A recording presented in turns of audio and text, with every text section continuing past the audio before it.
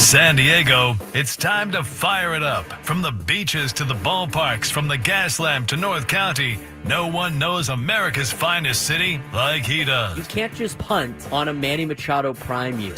He's a fourth-generation San Diegan, born and raised in the heart of this community.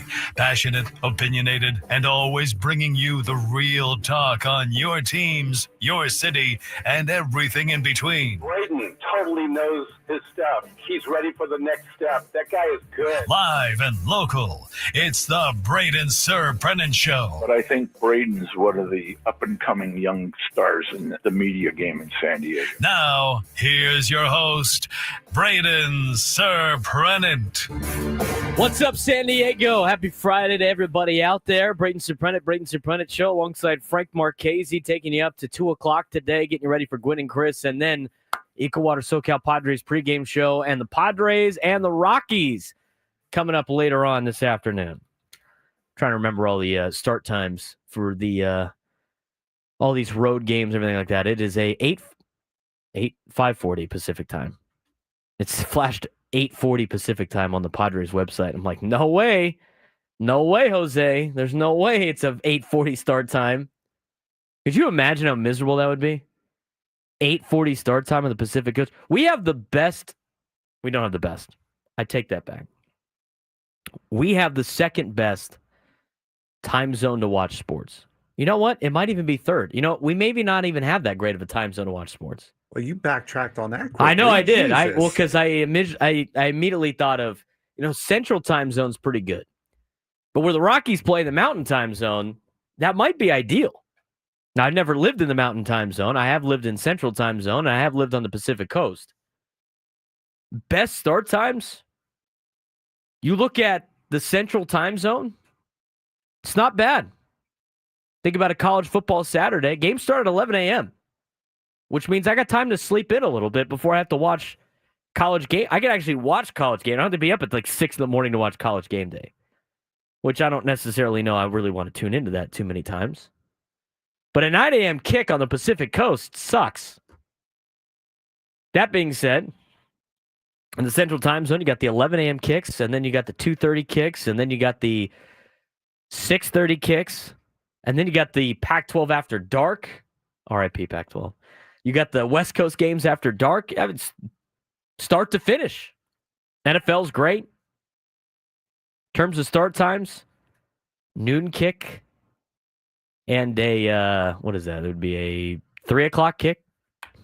Noon and 3. I think that's the case. 11? No, noon. Yeah, noon and like noon and 2, maybe. Central time zone. Baseball games, the Padre game would start at it'd start a little late for you, I guess. But Central time zone, you get sports all day long. I think Mountain time is probably a little bit better. 10 a.m. college football start time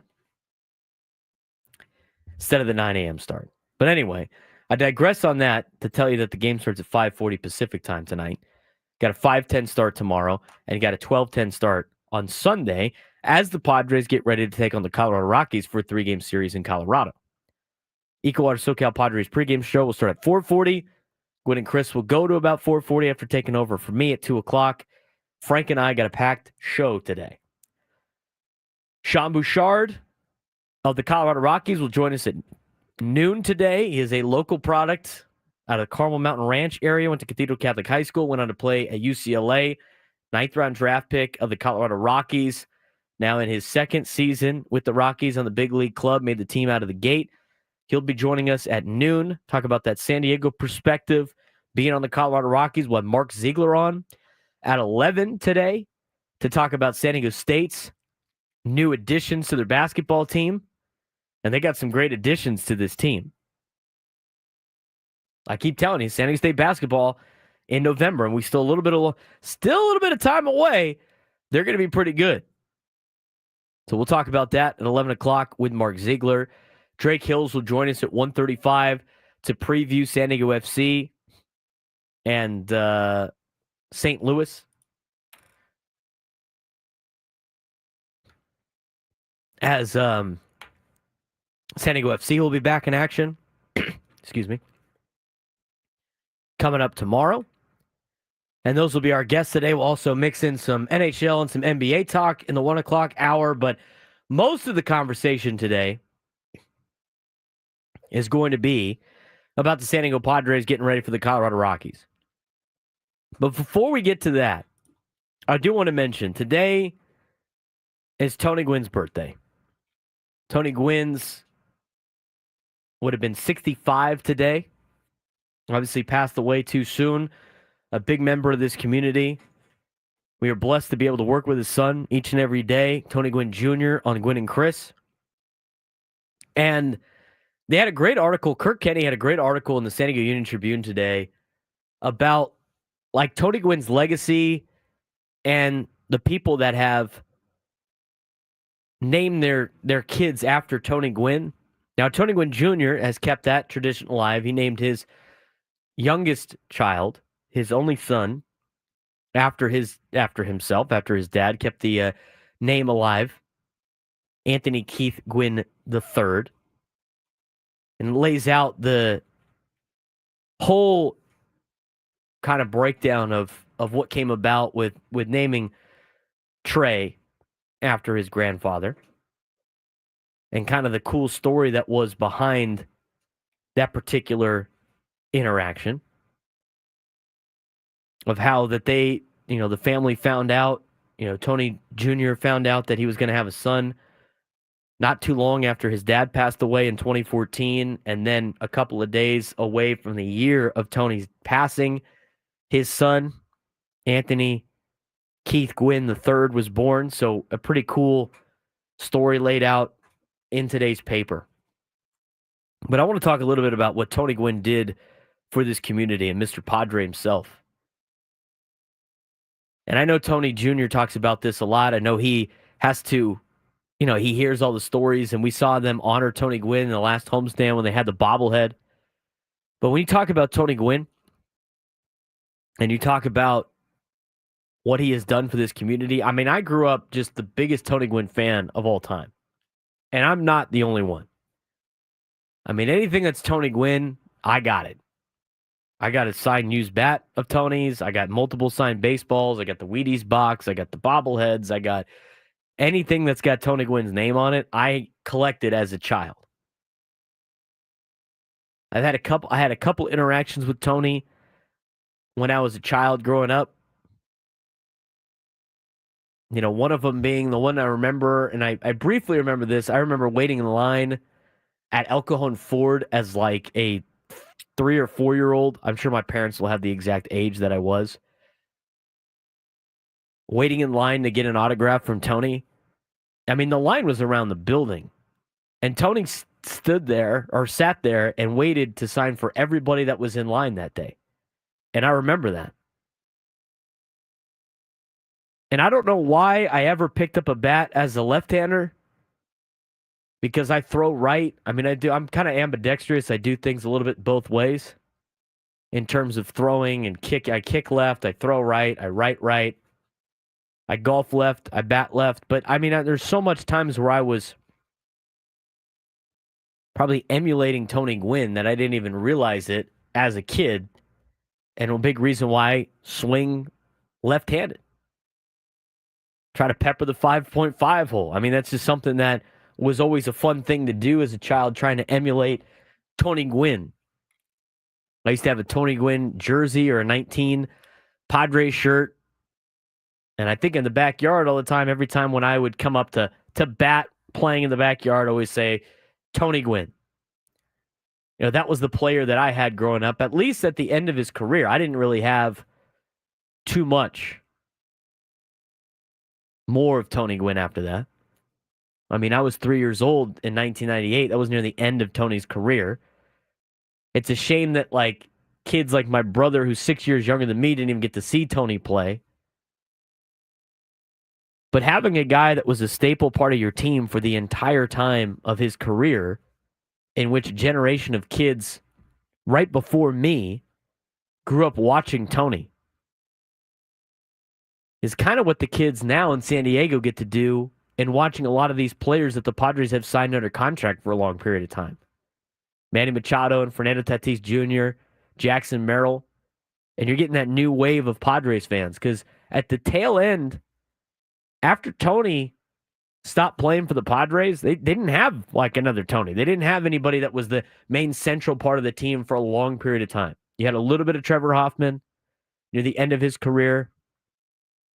Sure, you had Jake Peavy. Sure, you had Khalil Green. You had guys like Adrian Gonzalez, but none of them were here for as long of a time for a generation to grow up with one Padre that they affiliated themselves with.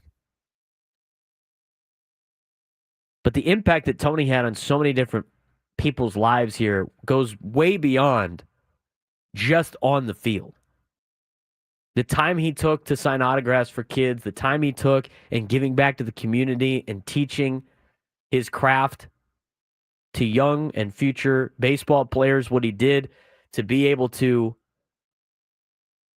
really teach the next generation of baseball players at San Diego State when he was the coach at San Diego State, live off that San Diego State baseball legacy that had been so great, that has produced so much major league talent over the years, that has now made an impact over at the other universities here in town.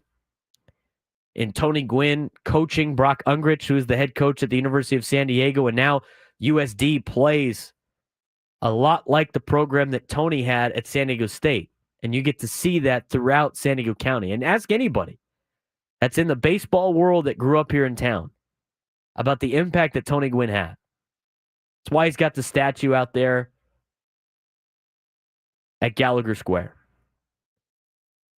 Taking the hometown discount to stay, making San Diego his home. I mean, so many great things to say about what Tony the man was. And it's truly sad that we don't get to have him around as much. Obviously, with his passing and gone too soon, but he had such an impact on Padres fans from, ages 30 through 45 and even further than that for all the people that watched him even as adults. Kind of put the Padres on the map a little bit. You always knew that you were going to have Tony Gwynn in the All-Star game, all the Silver Sluggers that he won, but it was the impact of the community that he had that really set the tone for the San Diego organization and the Padres alike. So a happy birthday to Mr. Padre. And obviously, we miss him each and every day. But if you haven't had the time, go read Kirk Kenny's article about Tony Gwynn, about a lot of a lot of people that have named their kids after Tony in some kind of way. Learning about, Tony Jr., talking about his dad and naming his son Anthony Keith Gwynn III, who likes to go by Anthony now. He used to call him Trey, but now he goes by Anthony. It's all laid out in the article. I just wanted to do a little bit of a tribute to Tony to start the day on a Friday as the Padres get ready to take on the Rockies, celebrating Tony's birthday today. So a big happy birthday heavenly birthday to Mr. Padre himself, Tony Gwynn Sr., on a day like today. When we come back, we'll talk more about this Padres-Rockies series, what has been a troubled place for the Padres to play in the past, see if the Padres can overcome that hump. We'll talk about San Diego State men's basketball's newest members, one of them that might actually be able to lead an assist to the level of Mr. Padre himself at San Diego State. We'll talk with Mark Ziegler in the 11 o'clock hour.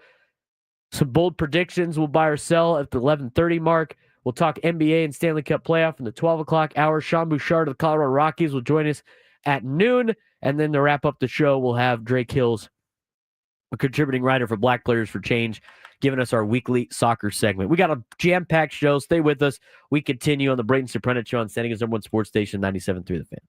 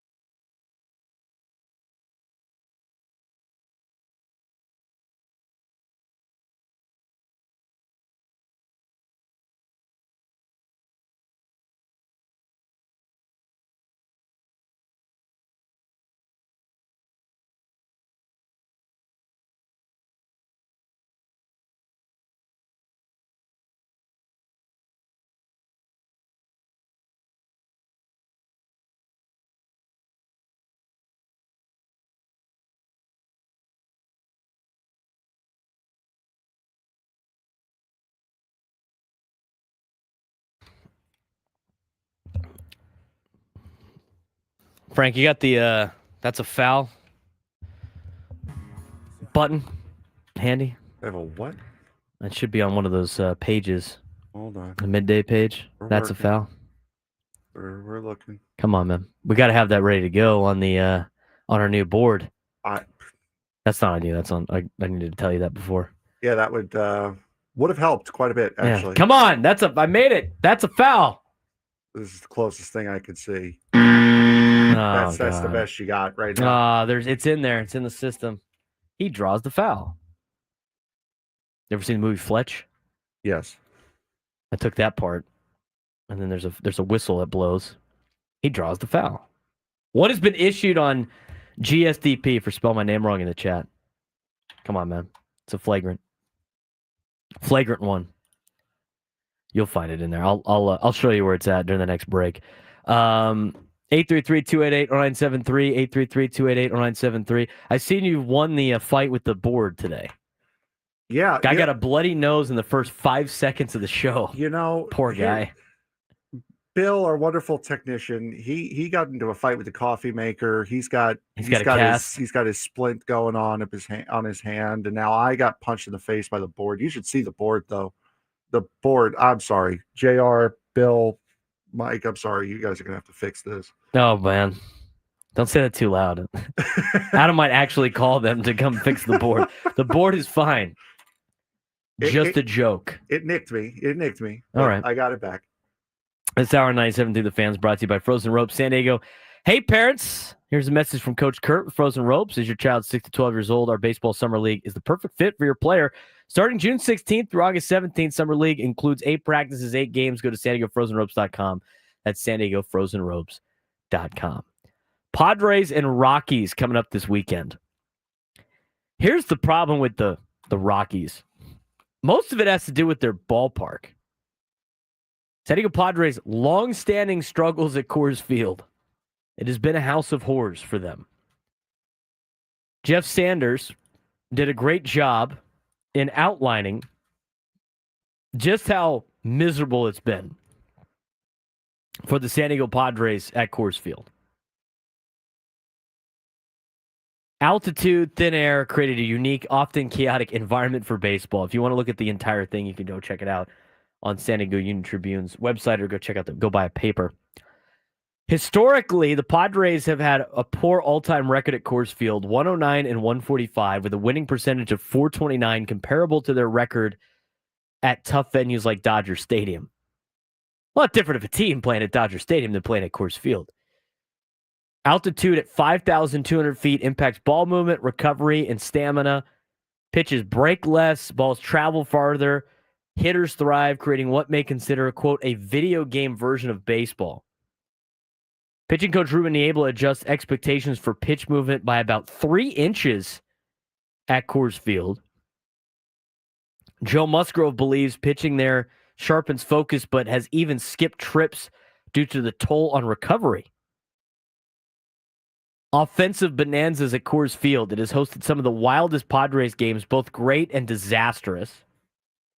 On the great side, the first 2 cycles in franchise history have happened at Coors Field, Matt Kemp and Will Myers. Do Padres fans resent the fact that Matt Kemp is the first cycle in Padres history? We just move on to just Will Myers having they would just pretend that Will Myers is the only one of the cycle in Padres history. Clayton Richard gave up a franchise record 14 hits and 11 runs at Coors Field. Biggest loss ever in Padres history occurred at Coors Field. They lost 20-1.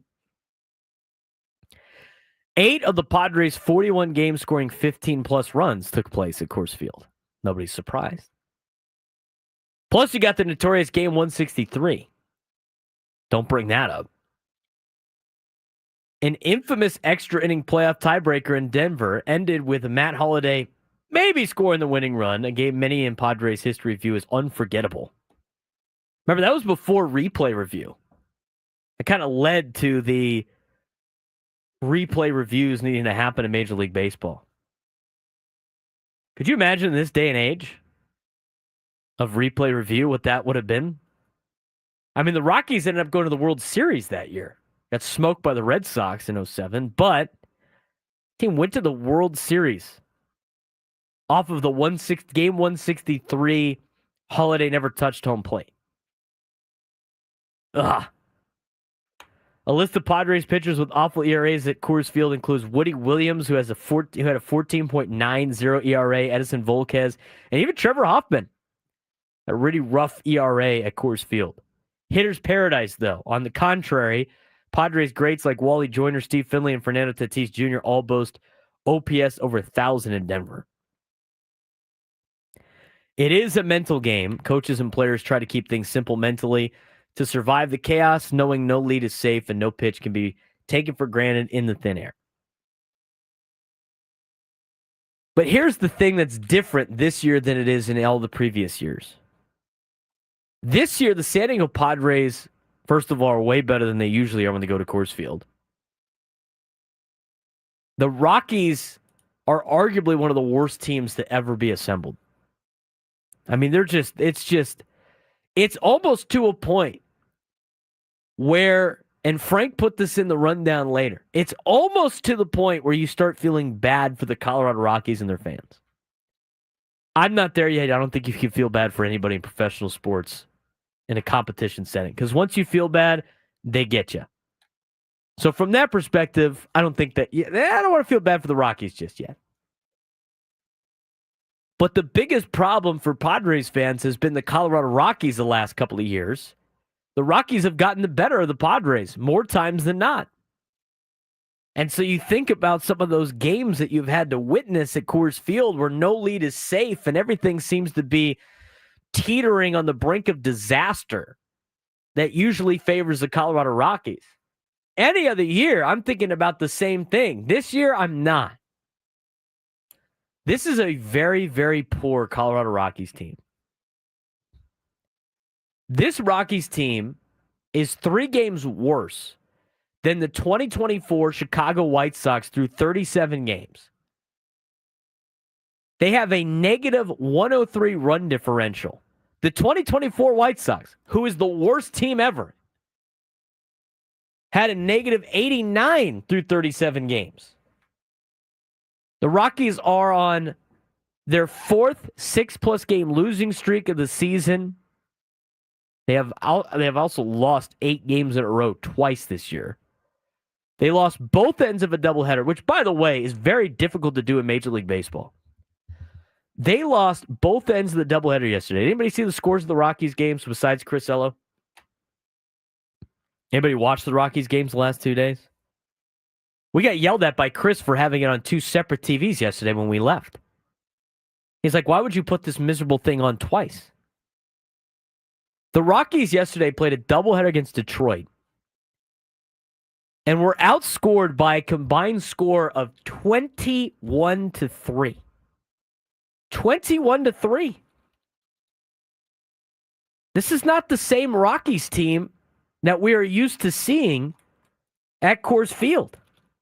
You start looking at the differences between these teams and you start looking at what they've done at Coors Field, right? And everybody's always afraid about, well, the Rockies play better at Coors Field and yada, yada, yada. I mean, you look at what they've been doing offensively at Coors. It's not like they're getting into these slugfests.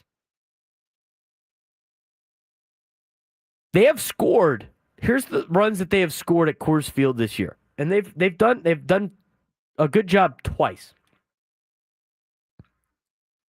Here's their last couple of games at Coors Field. Against Detroit yesterday, they scored a grand total of 3 runs in 2 games. 1 run against the Tigers in game 2, 2 runs in game 1. Scored 6 runs against the Tigers on Wednesday.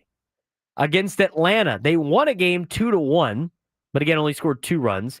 Scored 2 runs, 3 runs. Against Cincinnati, 1 run, 4 runs.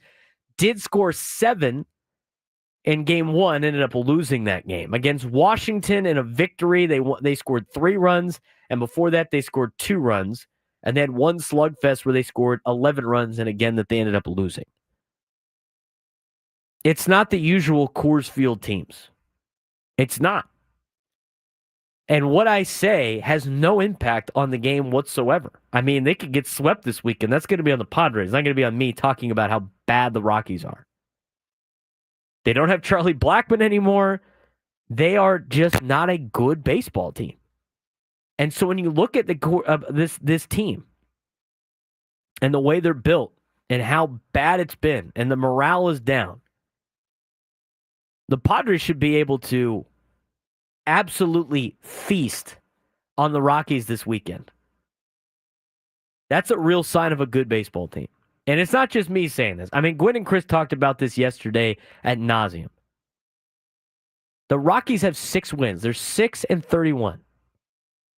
They're going to face Antonio Senzatella, who's actually been a kind of a problem for the Padres in the past. He's got a 5.50 ERA.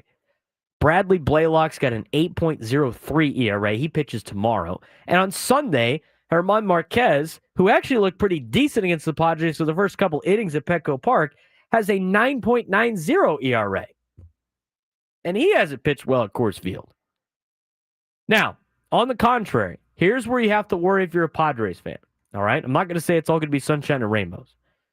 Tonight might be a shootout. You do have Randy Vasquez on the hill. Now, Randy Vasquez, high contact guy. He's going to give up hits. They got big outfields at Coors Field, ball carries. Like, tonight might be the shootout of the weekend. Then you got Stephen Kolek tomorrow. So, again, Stephen Kolek looked pretty good in his first outing, making his second Major League start. It's at Coors Field. Maybe it's not going to be the best, but Kolek had been pitching in AAA El Paso. They're playing a lot of Coors Fields in the PCL. So maybe tomorrow is not the greatest either. But then on Sunday, Nick Pivetta, we'll see how his movement is on his pitches at the high altitude. But I think, to me, with everybody fearing Coors Field and the lineup they have to go against the Rockies, I think you have to look at this differently and have to understand the good teams go in there and win. I mean, Cincinnati went in there and swept the Rockies. Atlanta took 2 out of 3. Washington took 2 out of 3. Milwaukee took 2 out of 3. The A's took 2 out of 3. The Rockies haven't won a series all season long. I don't like the way this is trending. I mean, I'm just thinking about all the cursing that might be happening right now. They haven't won a series all season long. You have to be able to go in there and take care of business. And here's the other difference, I think, too. I mean, the Padres recognize that they have struggled at this place, and I think it's not going to be a game where they go in there and coast, where they think they have a 2-0 lead in soccer and feel comfortable. I mean, Manny said they haven't played well there, and they know they got to go out there and play high-level baseball. Even if the Padres lose 2 out of 3, you got to think big sample size, you still have a winning road trip by going 5-4. I said last week on the roundtable, I would take 5-4. I would like 6-3. You take 2 out of 3 from Colorado, even if you drop a game. I mean, even San Francisco dropped a game to Colorado. But even if you drop a game, which you shouldn't, but even if you do, you still go 6-3 on the road trip. If I told you you're going to go 6-3 on this next road trip, in which you go to Pittsburgh, New York, and Colorado, who's taking that? Raise your hand. I'm taking it. I'm taking 6-3. Now, if you want to have the mindset of being greedy, sure, go after it. Be greedy about it. Go try to take, a sweep should be the deal. Too much jinx talk in the chat. Jinxing the jinx it is what it is. The Padres should take all 3. I'm not jinxing it because Elo wanted to guarantee a sweep yesterday. So that's on him. Scraby said it. Everybody else said it. If you think that what we've said on the radio is going to impact what the Padres do this weekend, you're a fool. It's not. There's no such thing as a broadcaster jinx. So you guys can go work your jinx magic in the chat, but the Padres should be able to handle these guys throughout every game this weekend. Frank said, "Pump the brakes. Don't expect. Well, what was the term? Don't get overconfident. Temper expectations. You have. What do you think they should do? What do you think? What is expected for the Padres? You feel satisfied this weekend? 2 out of 3 minimum. Yes, I agree. I'm disappointed if they go 1-2. Oh, absolutely. But if they go 2 out of 3, I'm not upset. You have to expect 2 out of. It's so hard to sweep a series. It doesn't matter because the other team's trying to. The other team is playing just as hard as you are. It's just to what level are they playing at? They got good big leaguers over there. Exactly. They have now lost 6 straight games. But and there are so many games in a baseball season to not lose one accidentally or to lose one in a fluky way. And the Padres since 2019 are 19-30 at Coors Field. It's not a great record. It's not a great record. Those teams have been drastically different. It's not like you've been playing the Chicago White Sox of last year there, which is kind of what you're doing right now. No, I completely understand. I completely agree. But you can't call it a failure of a series just because they don't sweep a bad team. You're going to accidentally win a game here and there with how long this season is. It's gonna happen. It's true. Also, the fact they're in the division. I mean, that's you're playing teams that you see all the time. 833-288-0973, 833-288-0973. Today's Tony Gwynn Sr.'s birthday. Happy heavenly birthday to Tony Gwynn. If you want to call in, give me your best Tony Gwynn story, we'd love to take the phone call. Also talking about the series, what do you expect for the Padres against the Rockies? Does it need to be a sweep, or do you take 2 out of 3? I mean, I'm satisfied with 2 out of 3. If you want to get greedy and take a sweep, I mean, I'll take it. But I'm not saying if they don't sweep, it's a catastrophic failure. They sweep, they would have a 7-2 road trip. That's pretty remarkable. We'll get your phone calls when we come back. Plus, new additions to the Aztecs basketball team. We'll let you know about those and why you should be excited for the Aztecs come in November. We'll have Mark Ziegler in the 11 o'clock hour to talk more about that. Braden Surprenant Show continues on 97.3 The Fan.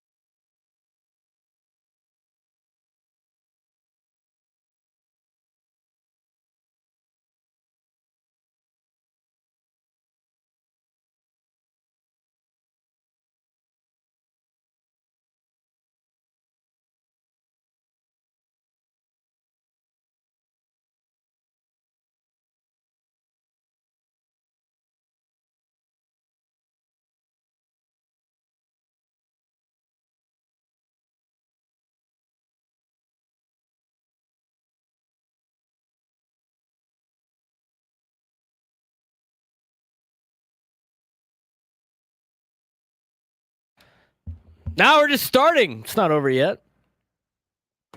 Braden Surprenant Show, live and local each and every day from 10 to 2. Be sure to give us a follow on social media at B_SURP, at BSURP. You can also follow the show at B_SURP show, at the BSURP show, wherever you have your social media accounts.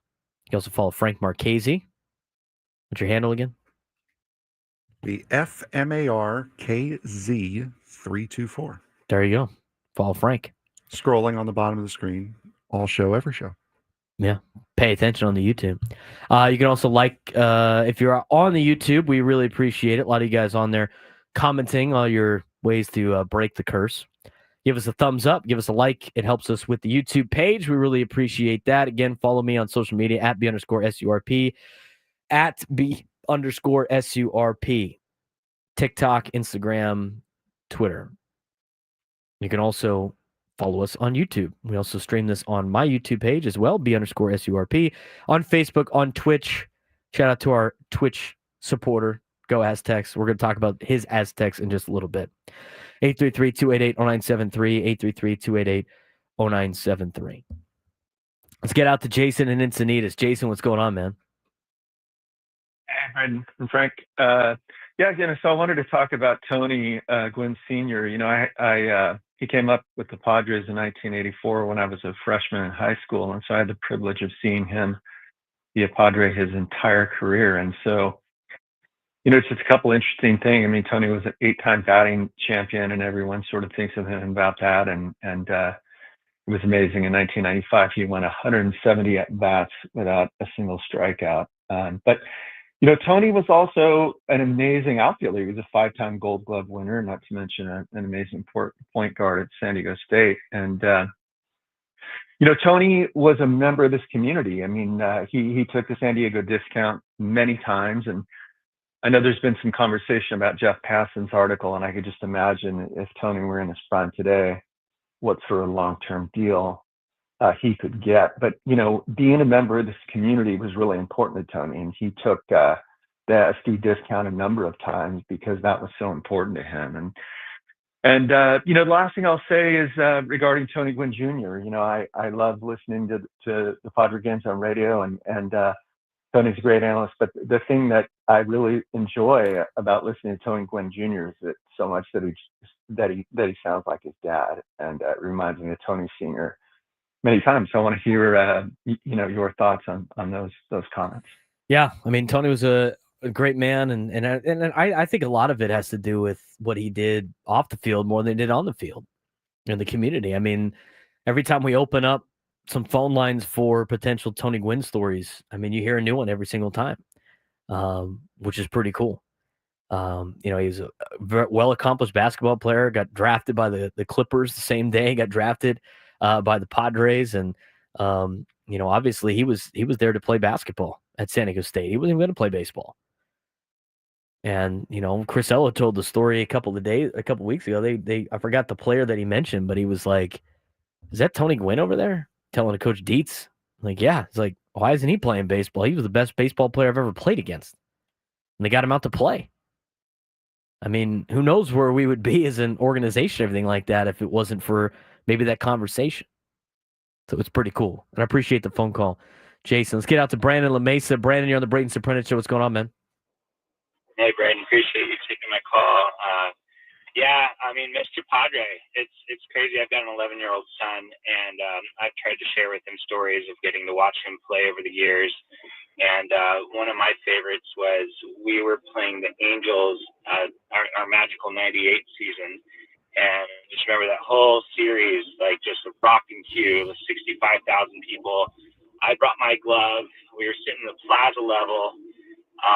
And my buddy brought his too, and he had actually filled his up with sunflower seeds. We were teenagers at the time, and I just was ready every time Tony was up, just in case. And he hit his patented, you know, opposite field foul ball. I mean, we were underneath the section above us, and it looped over. I stood up, and it popped in my glove, and I just got shivers because I was like, I just caught a Tony Gwynn ball, man. And it's still, to this day, the only ball I've ever caught in real life play. I've caught batting practice balls and stuff like that. So that was super special. And the next thing is my mom and my stepdad and I went out to see him get inducted at Cooperstown with Cal Ripken. And it was one of the coolest experiences, and something you'll never see again is two players that played their entire career with the team along the same time as their careers and stuff. And it was just magical. And I pretty much miss him every day. And it's great to see his son following in his footsteps and getting to hear his voice, as the caller ahead of me just said too. So appreciate it. Yeah, absolutely. We appreciate hearing that story. What a cool story. Catching a Tony Gwynn home run. I mean, catching any type of home runs is awesome, but the fact that it was Tony Gwynn is super cool. And Brandon, appreciate you talking about that. Obviously, today's Tony Gwynn's birthday. If you want to call in and give us a couple Tony Gwynn stories, we'll take them throughout the afternoon or throughout the morning as we lead you to Gwynn and Chris. Kyle in San Diego, you're on the Braden Surprenant Show. What's going on, Kyle? Hey guys, happy Friday and happy heavenly birthday to Tony Gwynn Sr. I couldn't agree more with the previous two callers regarding listening to Tony Gwynn Jr. on the radio. It's very, very reminiscent of Senior. It's very warming. Kind of makes you feel as if, Tony's still with us. But my story goes back to like when I was working at In-N-Out in Poway. I'm a big Padres fan. I always wear Padre hats. And around that time, I was wearing like a fitted New Era 98 World Series Padres hat. And one particular day, I decided not to wear it to work. And Senior came through the drive-through, and I was kicking myself. So ever since that day, I made sure to bring the 98 Padres World Series hat with me and a Sharpie, and I left it in my locker. And one day he came through, and I was informed. I scampered back, grabbed it, asked him to sign it, and without hesitation, he signed it for me. We had a quick conversation. Then one of my sister's best friend's grandmothers was not doing well health-wise, and they were thinking about getting her some memorabilia for, like, Padres. She's a big Padres fan. And I thought, it was a good idea. I ended up giving them my Tony Gwynn signed hat because I figured that I'd be able to, get another hat signed by him. And fortunately, not long after he passed away. But the main thing about that is the amount of joy that he brought to everybody, because once she got that hat, she never took it off. And it was, it's endearing to all of us in San Diego, what he meant to us, what he meant to the city, and the joy that he brought all of us on a day in, day out, whether that was during his playing career or even after coaching at San Diego State. Big part of the community, and we love him. That's an awesome story, Kyle. I'm so glad that he came through again the second time, because that would have been, oh man, I would have been kicking myself too. That's a wild story, but I'm glad you ended up getting the autograph, and so many cool stories about Tony. Again, today is his birthday. Happy birthday to Tony Gwynn Sr. So we're going to kind of continue that throughout the show. We're going to get to a lot of other things as well, but we do want to get to a couple more of these stories while we can here in the first hour. John in Temecula said he has a pretty good Tony Gwynn story. So here's John on the Braden Surprenant Show. John, hey, what's how up? you guys doing? Doing well. So I'm going to take the story back a little bit. I was about 10 years old in 1987. My dad was pouring concrete at Tony Gwynn's house in Poway. I believe Jay Schrader was his neighbor at the time. But so I took all my goodies, my baseball cards, and sure enough, we go to the front there, and Tony Gwynn comes out of the house, and he signs my cards, and he was actually spitting seeds, and he gave me some seeds and put them in my hand. I was just in awe, and he said something like, "Is that all the goodies you got?" And I said, "Yeah," and I have like 2 Tony Gwynn cards that he signed, and he pulled a Major League Baseball out of his pocket and signed it right in front of me and handed it over to me. And I'll never forget that day. And Tony Gwynn is just, the excitement he brought to the Jack Murphy Stadium was unreal. My kids will never get to experience that, but I tell my 17-year-old son Jack the stories all the time, and he just can't believe it. That's a great story, John. I mean, again, it's more than just what he did on the field. It's knowing the responsibilities and what comes with the territory of being a figure like he is. and like he was. It's the coolest thing. I think back to all the times. I mean, I remember there was one time, I told the El Cajon Ford story and waiting in line as a young player or as a young kid. I think it was like either 3 or 4 years old. He signed for everybody that day. The other time I had growing up, I had a birthday one time at an Aztec baseball game when he was the coach. And they let me go into the dugout or into the clubhouse before the game, which was super cool.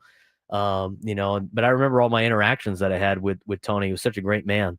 And today would have been his 65th birthday. Again, Kirk Kenny wrote an article in the Union-Tribune today. It was pretty cool. And again, I'm sure they'll talk a little bit more about Tony Gwynn coming up on Gwynn and Chris later on, who will take over after me at 2:00 coming up on San Diego's #1 sports station, 97.3 The Fan. Not too much time. We're going to get to break here coming up, and we're going to talk with Mark Ziegler about the new Aztec basketball players that they have acquired, if you will, in the transfer portal and that they have signed out of high school. And one of them is a potential point guard that can bring some skill that we haven't seen since Tony Gwynn repped an Aztec uniform for San Diego State basketball. I mean, he's the ability for him to on the assist game that he has could rival Tony Gwynn's to a certain extent, and that was a record that has been long-standing for San Diego State basketball.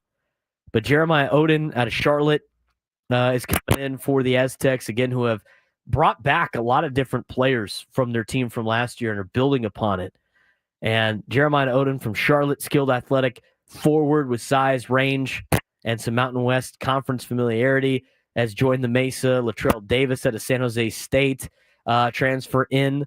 He is a sharpshooting guard from England who lit up San Diego State the past 2 seasons and always dreamed about playing at Viejas. He'll be a new member of the Aztecs. Sean Newman Jr. out of Louisiana Tech. This is one of the nation's top assist men who could potentially give Tony Gwynn's record a run. Pure point guard with a chip on his shoulder, JUCO roots from California originally. He's still got a couple years of eligibility left. And, Elzie Harrington out of St. John Bosco, 6'6", 4-star recruit, originally committed to Harvard, then USC, but chose San Diego State due to family circumstances and program culture. We'll talk about all 4 of those players and what the Aztecs have in store in the fall with Mark Ziegler when we come back on Braden Surprenant Show on San Diego's #1 sports station, 97.3.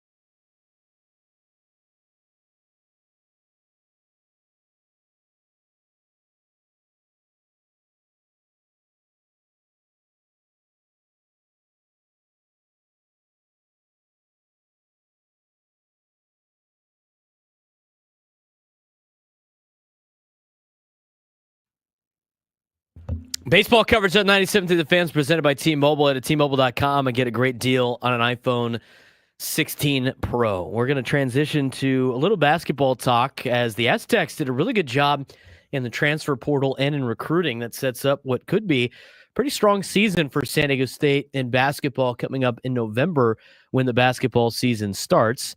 Even though it's not really basketball season right now, we know Mark Ziegler's out there on the beat for Aztecs basketball as well as many other things, as he is a utility man for the San Diego Union-Tribune, always putting out great articles. And he had a good one on some of the players that have now officially signed with San Diego State, in which Brian Dutcher has been able to now speak on said players. Mark from the San Diego Union-Tribune joins us right now. Mark, what's going on? It's always basketball season. That's right. Always basketball that's season. That's the way college sports works now with the transfer portal, with off-season workouts. I mean, these guys barely get a break, and the coaches certainly don't get any break. It's pretty crazy to think how it's changed just in the last few years. How has your coverage of the Aztecs changed over your time covering them in terms of like year-round coverage? I mean, now all of a sudden it's almost every single day you're on the beat, right?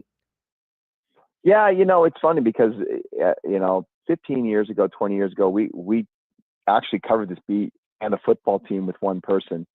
And then the basketball schedule started to leak into November. It used to start, and people probably don't remember this, it used to start in December. And you could cover a full college football season, and the college football season would end about Thanksgiving. You'd have a week in between, and then you jump into basketball. Well, now, with bowl games and the college basketball season moving up, and you start throwing in the transfer portal season in March and April and into May, when spring football might be going on. I mean, you really can't cover it. It's really, really hard to do with one person. And so we've shifted that and just put me on basketball.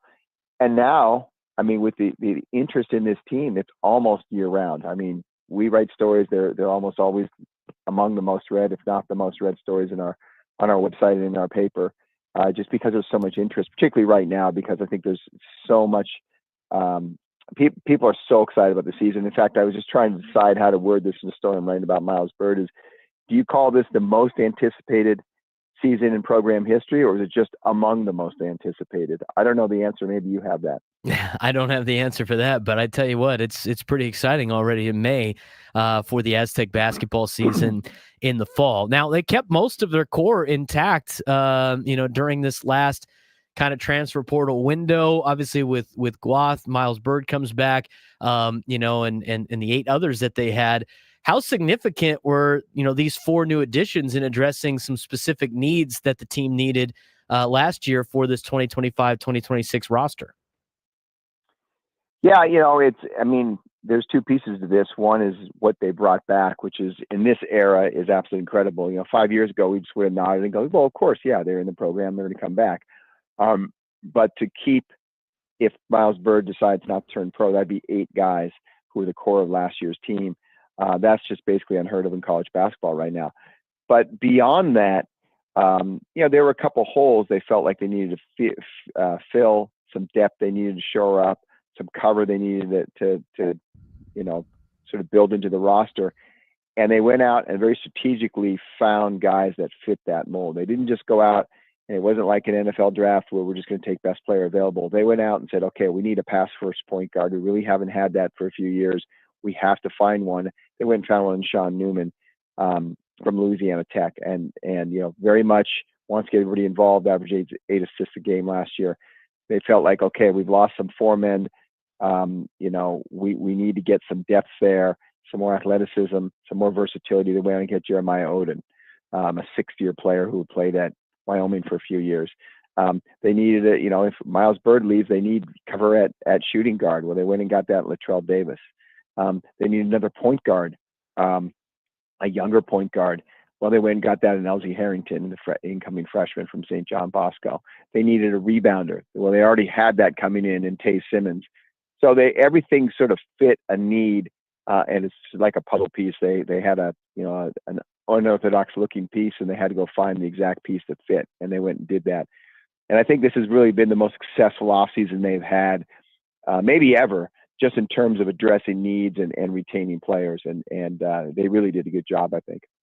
Talking with Mark Ziegler, who covers the San Diego State basketball team, San Diego State basketball writer for the San Diego Union-Tribune.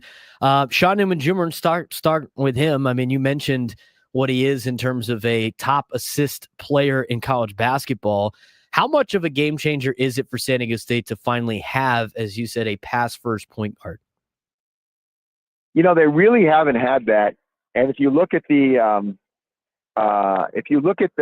history of San Diego State basketball in the Division I era, you know, the all-time assist leader is Tony Gwynn, and it's amazing to me that how many people don't know that.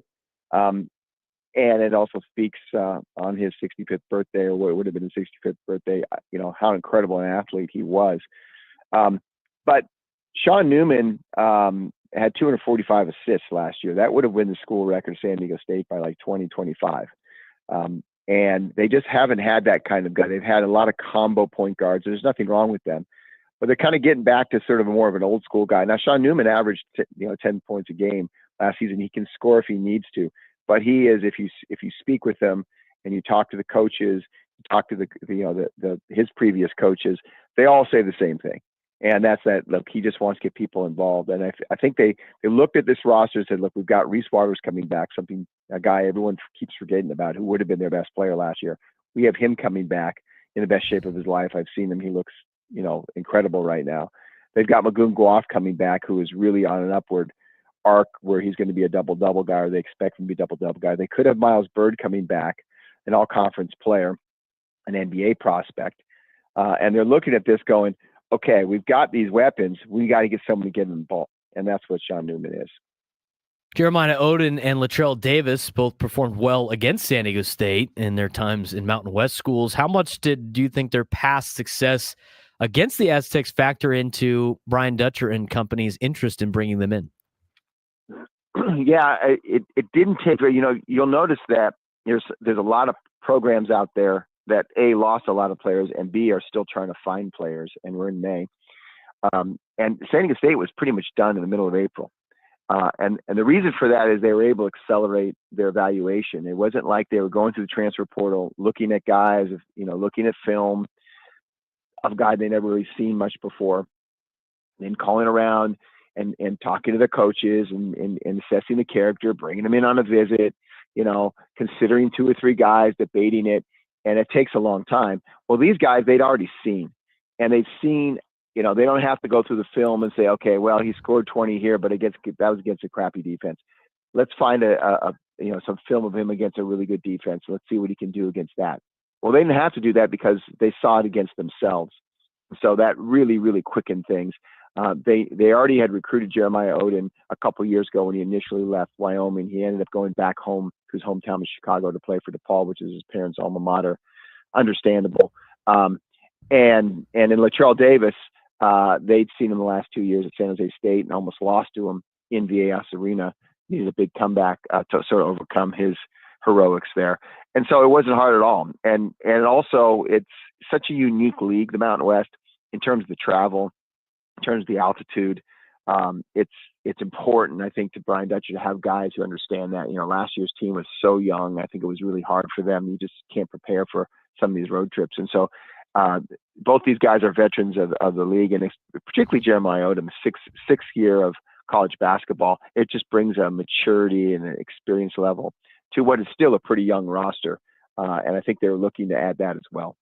Let's talk about one of their young players coming out of high school. He comes out of St. John Bosco in Elzie Harrington. He is 6'6" and apparently a freak of an athlete. Decided to commit to Harvard and then to USC, obviously with some, family dealings with his dad being sick, ends up not finding a fit there. He tours San Diego State, and that's where he finds this family connection that he wants to be a part of. How did his personal story and family situation shape his path to San Diego State? Yeah, I mean, it's the main reason he's back on the West Coast. His father has brain cancer, a very aggressive form of brain cancer. And he just said to me, he goes, I just decided being a 6-hour, flight away probably wasn't a good idea. And I wanted to be close to home. And he came back and, his head was spinning. His senior season was going on. He just wanted to get it over with. He'd already been through one recruitment, and he admits kind of rushing the second time around. USC was close. The coach, he plays with two other high major prospects on his high school team, and so USC was in his gym a lot. He knew the coaches. He just felt comfortable. It's down the street, and he just sort of made that quick decision. He'd talked to, I believe, Stanford and San Diego State were the other two he kind of talked to, but he never actually went and visited, never really considered them. And he just started getting cold feet and looked at the roster at USC. Things are so much in the air these days, and just decided it wasn't a very good fit for him and reopened his recruitment this spring, came to San Diego State on the visit. And like you said, he really found a family atmosphere, which is something he's looking for, obviously. Kid's going to be going through a lot in the next few years with his father's illness. He wants to be, he's an hour and a half from home. And he's in a place where he feels like he's not going to have pressure to be at practice every day. He can get home if he needs to be. And he just felt he needed that support. And so those two things, the basketball and the family atmosphere, really sort of coalesced. And San Diego State got really fortunate because this is a big time player, highest rated high school recruit they've had in over a decade. Yeah, let's talk real quick follow-up. I mean, just for people that haven't been able to see Elzie Harrington play, I mean, you look at his size, it sounds like he could do a lot with the basketball. He can even play maybe some point guard, as you mentioned in your article. I mean, how would you describe this player for fans that haven't even gotten to see him play yet? Well, he looks a lot like a San Diego State player in that, San Diego State players for years and years now have been very, very versatile, particularly the guards. You have to guard multiple positions. You have to switch screens. You get stuck in the post quite a bit. They switch the 1-5 ball screen. You'll see guys down there fronting the post, and with various levels of success based on their size. But when you have a 6'6" point guard, you can switch everything, and it just makes it so hard for the defense. On top of that, I mean, he can block shots, as a point guard, and you've just added some more length. You get your hands in passing lanes, and so his versatility is what's going to get him on the floor. I think he's, people project him as a point guard, and eventually they think that will be his main position. And I think he'll play some point next year if he can sort of, make the adjustment to the next level. The biggest thing he's got to do is got to add some weight. He knows it. He's a little skinny right now. But he is a tremendous worker from everything. I know his high school coach, and just coach. He's one of my favorite all-time players to coach, and this guy's been doing it for decades. His work ethic, his attitude, being a teammate, just doing whatever's asked of him, not complaining, and so all those things are going to fit. But you're just going to see a versatile guard who can play three positions, and maybe even as he puts on weight, play some four in a pinch. So it's the perfect type of San Diego State player, prototypical. San Diego State basketball writer for the San Diego Union-Tribune, Mark Ziegler, joining us at the Braden Surprenant Show. Last thing I got for you, I don't know if you can answer it or not. You're writing your next piece on kind of the anticipation of this new season. Is there any leaks on who potential opponents might be in the non-conference in terms of what level, not necessarily names of what San Diego State might have lined up before they start Mountain West play? Well, it's become a lot harder now that the Mount West went to a 20-game schedule. So we're going to have one more year of this before they go to the Pac-12 and they get in a much more reasonable conference schedule, and they'll have more flexibility to schedule games in the non-conference. Right now, I mean, last year they played 9 non-conference games, and they could have played 2 more, so they could play 11. But when you start to do the math and you look at, okay, they're going to play 3 games in the Players Era Festival, the NIL event in Las Vegas over Thanksgiving. Okay, they take 3 out right there. They'll probably play, the last few years they played a neutral court game like they've had against Cal the last few years. They'll probably, St. Mary's is another opponent they've had, in Phoenix or LA or something, or up in the Bay Area. So you figure they'll do one of those. So that's 4. They always play a non-D1. That's 5. And now you're left with anywhere between 4 and 6 games.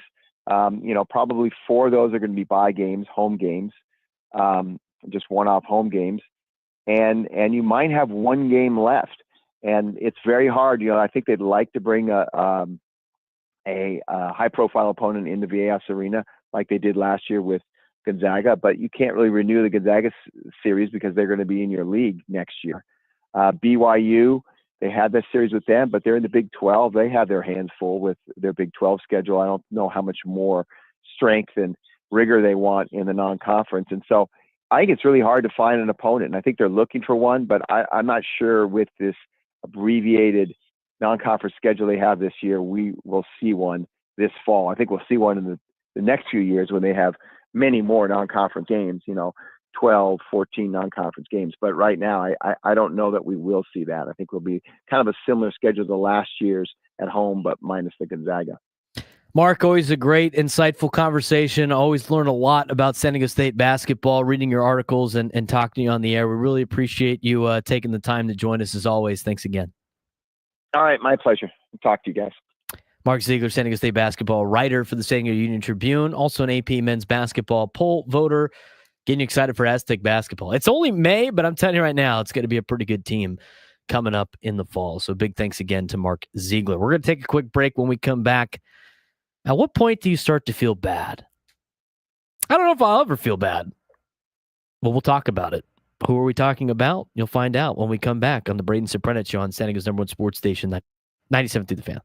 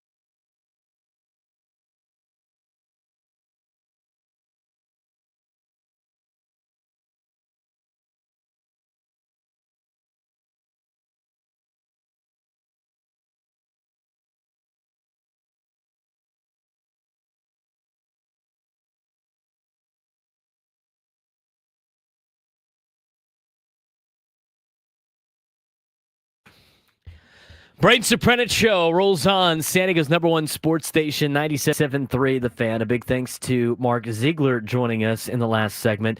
Talk about Aztec basketball. Most anticipated Aztec basketball season. Mark's working on an article and he's trying to phrase it the right way. He said, I'll let you pick. Not good at headline creator. What do we got? Did you think of anything, Frank, to help Mark out? I mean, I'm kind of excited for Aztec basketball. Yeah, I am as well, especially this year where I kind of have to watch it now for the show, but I would have been excited for it regardless.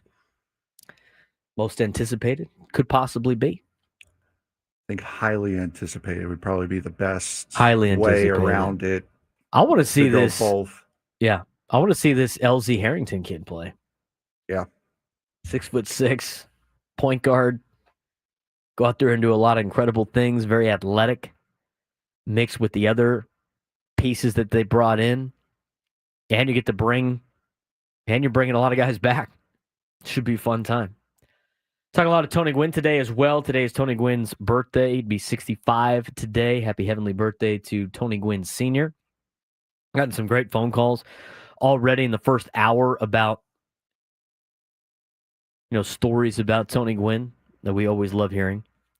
I do want to mention we did have some roster updates for the San Diego Padres. And since our show is so inclined, because Frank does such a great job with the stream, if you're watching on YouTube, it's been scrolling at the bottom of the screen. Padres activate second baseman Jake Cronenworth from the 10-day injured list and have optioned Oscar Gonzalez to AAA El Paso. The roster move that we were expecting. We're 2 for 2 on guessing roster moves this week, by the way. I don't know if we're exactly 2 for 2. We got the guys right. We just didn't get the order right. I thought for sure Camposano would get sent down, but we thought a little bit later, maybe, comparison-wise. But yeah, we did. I'm going to get credit. I'm going to take credit for that. Fair enough. Half a point. Yeah. Got the guys right. Chalk it up. Where's the ding? Ding. There we go. Got it. So Oscar Gonzalez gets sent down optioned to AAA El Paso. Jake Cronenworth has been activated from the 10-day injured list. So Cronenworth is back in the Padres lineup tonight. Latest update on Yu Darvish. Padres CEO Eric Grupner was on with Ben and Woods earlier today. Here's what he had to say about Yu Darvish and other injury updates.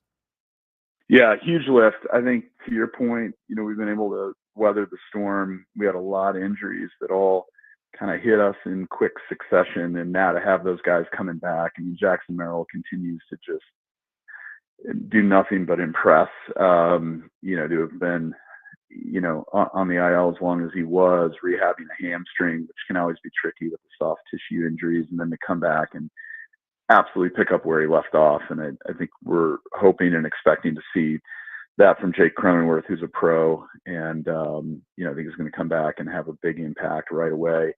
And then we got some really good news on Yu Darvish yesterday. He threw several innings in Arizona and looked really good.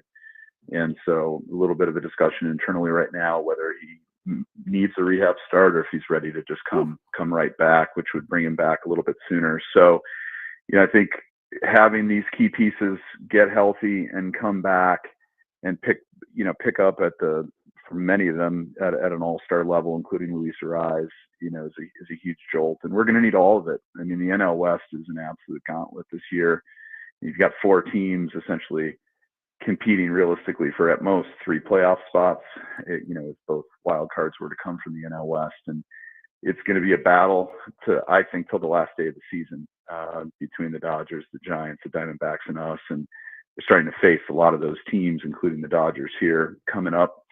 And so to be at full strength is going to be a good thing. And hopefully we can continue to avoid additional injuries and get all these guys back. Some pretty good news on Yu Darvish. To a point where they might not even have him do a minor league rehab assignment. I think that the trust with Yu is there. They trust that Yu's going to be ready to go when he needs to be ready to go. And then they trust that when he says he's good to go, that he is good to go. And that's the kind of trust level you have in a veteran like Yu Darvish, who takes care of himself so well in the offseason and has built himself to a position where he can do these things at this point in his career, and to have him back in the rotation sooner rather than later is going to be huge for the San Diego Padres. So I'd love to have Yu Darvish back. It's even better news that he might not even have to do a rehab assignment in minor league baseball. That's how well he performed, or how good he looked in his latest outing against hitters the other day. So again, I'm never worried about Yu Darvish either. But to get him back is going to be great for the San Diego Padres. Got to be great for the San Diego Padres. At what point do you start to feel bad about the Colorado Rockies? I don't know if I'd ever feel bad about the Rockies, but, Frank sent me this last night. It's a pretty brutal press conference from Kyle Freeland. Here's Kyle Freeland last night pleading to Rockies fans about sticking with him. Kyle, I know you got a lot of love for this fan base. What would be your message to them just to keep them in the building as the team tries to figure out some of these struggles? Keep believing us. Right. Thanks, guys. It's rough. I don't feel bad just because they're in the division. I mean, for the players themselves, from a human standpoint, it's obviously not fun. We're going to have Sean Bouchard on at noon. I've known Sean since high school. That's obviously not a great environment to be in. Bud Black's a good guy.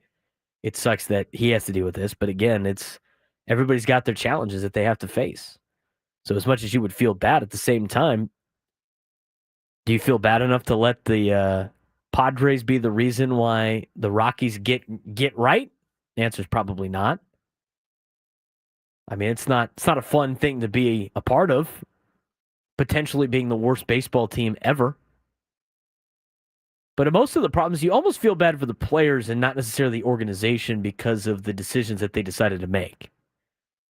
And you don't feel bad for a guy like Dick Monfort. I definitely don't feel bad for a guy like Dick Monfort who called out Peter Seidler a couple years ago on being upset that he was spending money when Dick Monfort doesn't want to spend any money, which is actually not even that true. It's not like they don't spend money. They have spent money. They've just done it on not ideal situations, like giving Chris Bryant a ton of money after shipping off Nolan Arenado, who they're still paying for. I think at least $5 million to Arenado.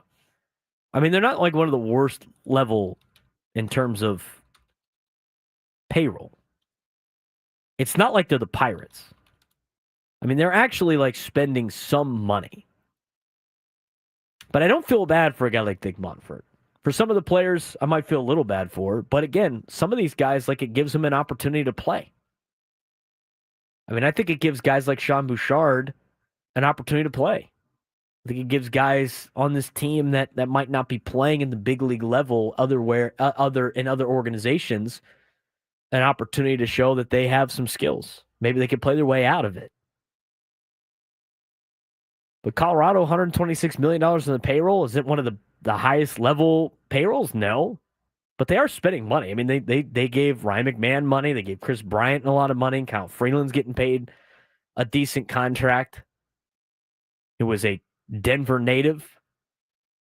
They gave $10 million to Senzatella, $10 million to Herman Marquez. They gave a contract extension to Ezequiel Tovar. It's not like they're not spending money. They're just spending on the wrong things. We talked about, what do you have to do to potentially fix the Rockies? Not that we're in the business of trying to fix somebody in the division. But I can't believe that they haven't just gone full go rebuild. Frank laid it out in our rundown. The Rockies are awful. Just like the 2024 White Sox, nothing is working. And you got nothing on the horizon. AAA Albuquerque, last in the PCL, 14-21, a negative 10.5 run differential. No help is coming. That's 10.5 back in the division. 10.5 back in the division. I'm sure the run differential is probably worse. But no, I don't feel bad. I will never feel bad for an opponent at the professional level. I won't. I mean, once you feel bad for these guys, then they're going to get you. I mean, you can't feel bad for competition, especially when you are in a position to try to win a National League pennant. So you can't feel bad for the Rockies in general, maybe individually for some players, but at the same time, as soon as you feel bad, that's when they're going to snake you. You can't feel bad for an organization that's actually done better against you in the past than they should be doing. A team that swept you last year. Definitely not going to feel bad for a team that swept you last year. So now's the time to go out there and finish the job.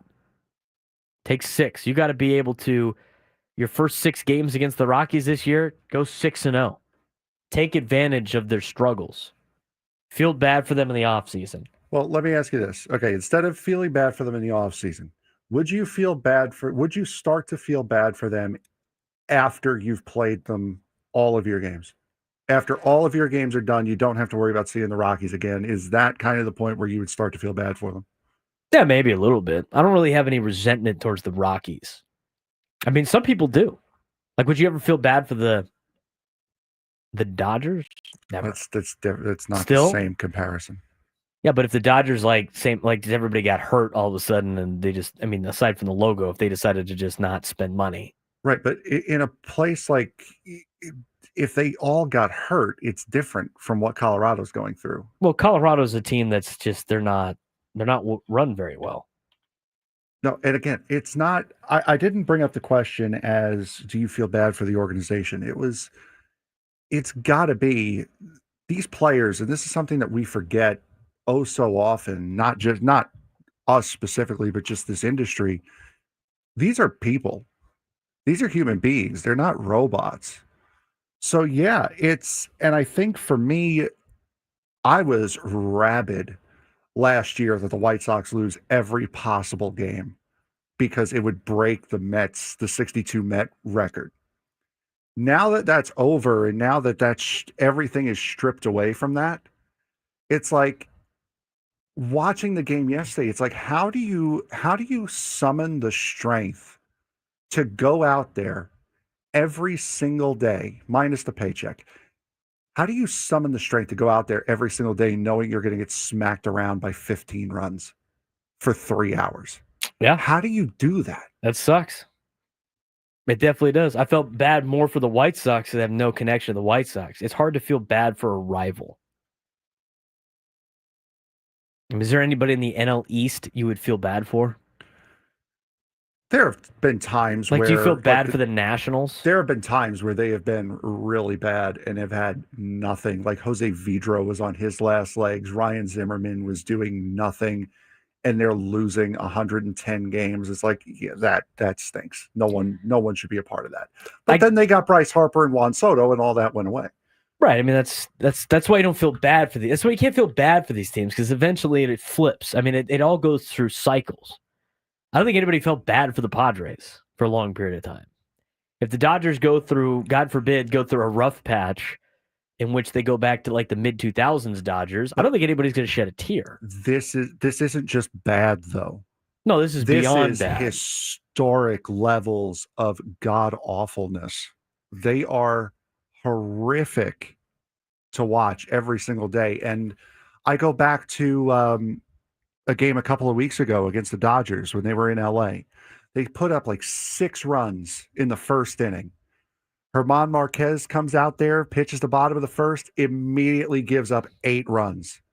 Like Shohei Ohtani ropes one, and then Freeman right after that. And you can hear it in the broadcaster's voice. Just after the Ohtani home run, you're still up 7-1. And you can hear it in the broadcaster's voice as Ohtani rockets a ball out of Dodger Stadium like, here we go again. And it turned out to be exactly that night. It was an, here we go again night. Yeah. But the fact that they're a rival, I don't feel as bad because they're a rival. And that's other 100% division, fair. Maybe. And out of the division, like out of the 4 in the National League West, if I had to rank in order, level of who feel bad forness. Who he would most likely feel bad for. If the team turned into what the Rockies are, Rockies would probably be the highest on the list. Yes. And then it would probably be the Diamondbacks. And San then probably the Francisco, Giants. And then I would never care if the Dodgers were. If the Dodgers were like this, I would thoroughly enjoy it for the remainder of time. Same with me and I the would Yankees dance on their grave. or Phillies. I will dance on their grave. Rockies, I mean, again, if it's like the White Sox, like I felt bad for the White Sox. I feel more bad for like the people that have to work. I mean, the support staff and everything like that, like the broadcasters, the fans. I mean, Rockies fans. Haven't had too many issues with Rockies fans. I know the Padres. You know, that Padres fan like knocked that dude out that one time. That was rough. I think so. That's But unnecessary. Period. But like Dodger fans are annoying, and so and Giants fans are annoying to an extent, and I don't really have any like bad interaction with Rockies fans, so I kind of feel bad for them, but I can't feel bad for the organization. 833-288-0973, 833-288-0973. Today's Tony Gwynn's birthday. If you want to call in, tell your story about Tony Gwynn, love to take it. We've had a couple of those so far today. We'll get to those. Plus, Frank has 6 bold predictions for the rest of 2025. I'll let you know if I will buy them or sell them. One of them's for his beloved polar bear. We'll see what he's got coming up next on the Braden Surprenant Show. San Diego's number one sports station, 97 through the Fan.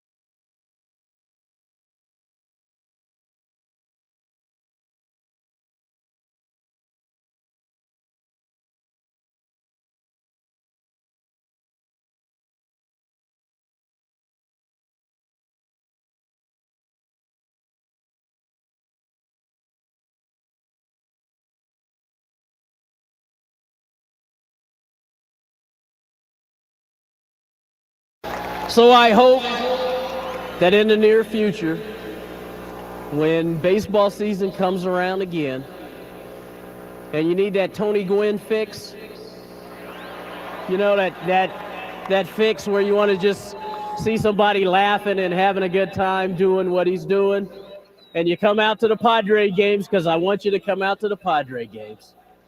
But they're going to be out of town sometimes, and there's a park just about 5 minutes over the hill.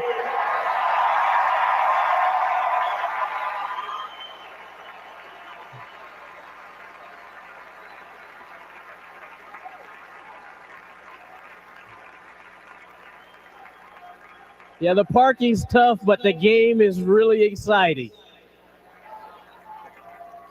I hope that everyone here at some point will come on out and give us a look and be as supportive for us over there as you've been for us over here.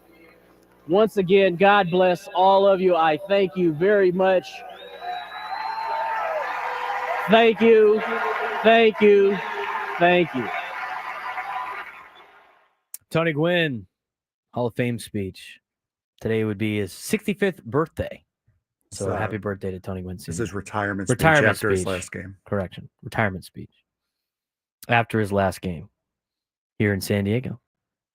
833-288-0973, 833-288-0973. Some people want to talk about Tony Gwynn.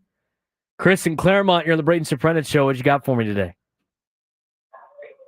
Just 3 words to sum up the Rockies' demise, and if we should feel bad for them. Matt freaking Holiday. Okay? Don't feel bad for those guys. I don't. Now, I had a quick story about Tony. So him and I share a birthday, so it's always been kind of cool. Happy birthday. And, May 9th with Tony. And but my story, I think we all have stories about meeting Tony at Elko Ford or at the ballpark. But I played high school ball for Brock at Kearney.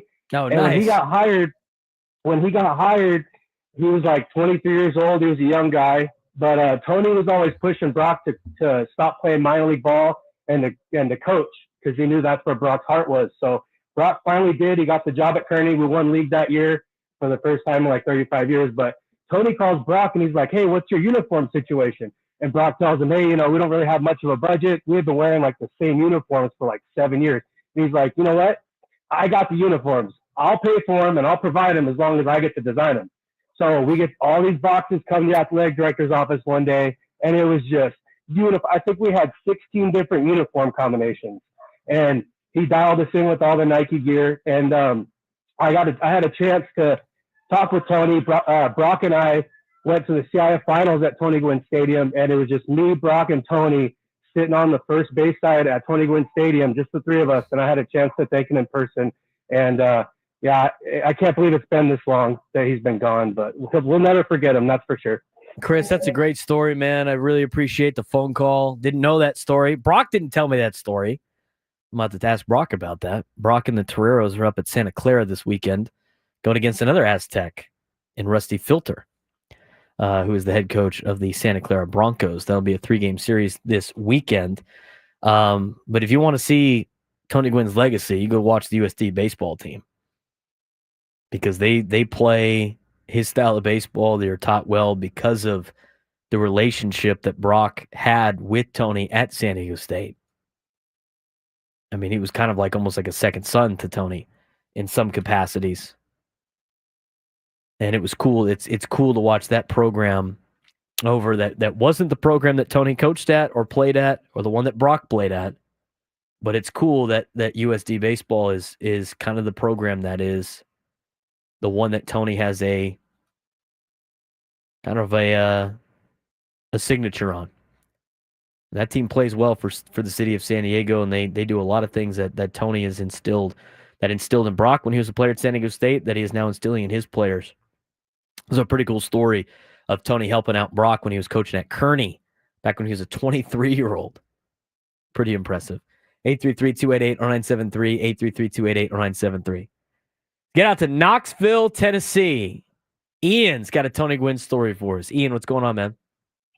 Hey, how's it going, guys? First-time caller, long-time Padres fan. And for what it's worth, and everybody does it, but it's actually Ian. Ian, my bad. I'm from San Diego. No, it's all good, bro. So I in the early 2000s, I worked at Discount Tire in Poway, and after Tony's last game, which I attended, he came in and he had got a brand new Honda Accord and was going to be driving that to San Diego State for his new coaching gig. And he came in and he was kind of trying to figure out what kind of new wheels and tires he wanted to put on it, and I helped him pick them out. And he was super cool. And so I had to order the wheels. And then when I told him, I said, Mr. Gwynn, call me Tony. I said, hey, would it be okay? I attended the last game. I got all the ticket, the batting card that they gave away, everything they gave away on that last game. I had it. And I said, can I bring that in, sir? And he said, absolutely. So when his wheels came in and we were putting them on his car, he signed all that stuff for me. And then I turned around and I also, and you can let Junior know, I help put the wheels on his Monte Carlo as well. So Tony was always super cool, very, very friendly, didn't make you feel like he was, he was so humble. He was a pleasure to be able to deal with, talk to, and even talk a little baseball with. I appreciate the phone call, man. It's a great story and probably a new one for a lot of different people that are tuned in. Keep representing the Padres out there in Knoxville, Tennessee. We really appreciate it. As Ian calls in from Knoxville. Let's get out to Gage in Chula Vista. Gage on the Braden Surprenant Show. What's going on, man? Hey, how's it going? I got a story. My dad worked at a printing press, and after Tony Gwynn's 3,000th hit, he pulled the mint off the press. We have it at home. It's a sheet metal that stamped all of the newspapers. My mom took it and had it signed by him. And he told my mom, "It's the coolest thing I ever signed." It's something I hold very close to me. That's cool, man. I like that. That's awesome. Really appreciate the phone call, Gage. Derek in La Mesa, San Diego State Aztec baseball alum. Derek, what's going on, man? Hey, what's going on, brother? Hey, I call in every year, tell the same two stories, so I'll give you one, and then I'll give the other one to Elo and Gwynn Jr. So my freshman year, I show up to the field, and it says, hey, you've got extra outfield work. So this is back in 89, 90. And so I get all my gear on, I put my spikes on in the dugout, and I look out, and the pitching coach is standing on the mound, and he's hitting balls to a guy out in right field. And so I jog out there like the scared idiot that I am at 18 years old, and I go, hey, coach, it looks like Tony Gwynn out there. And my pitching coach is like, yeah, no, that's because it is. Now get out there and pay attention.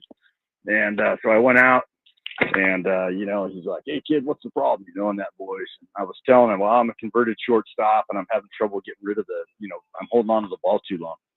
And no problem. So I ended up, spending the next 45 minutes to an hour at 18 years old, shagging balls with Tony Gwynn. Absolutely incredible. That's awesome. Yeah, really, really, really nice guy. And it just, the way that guy worked, I mean, he 8 batting titles. Yeah, no kidding, because no one worked harder than that guy. He was at state all the time, hitting off the tee, in the cages, on the field. Just an incredible man. I miss him terribly. Yeah, it's a huge loss for us here in San Diego, as we know. I can't believe it's been as long as it has. But it's really cool to hear everybody's stories. Derek, I always appreciate you calling in, man, and can't wait to hear the second story that he's gonna call in to Gwynn and Chris with.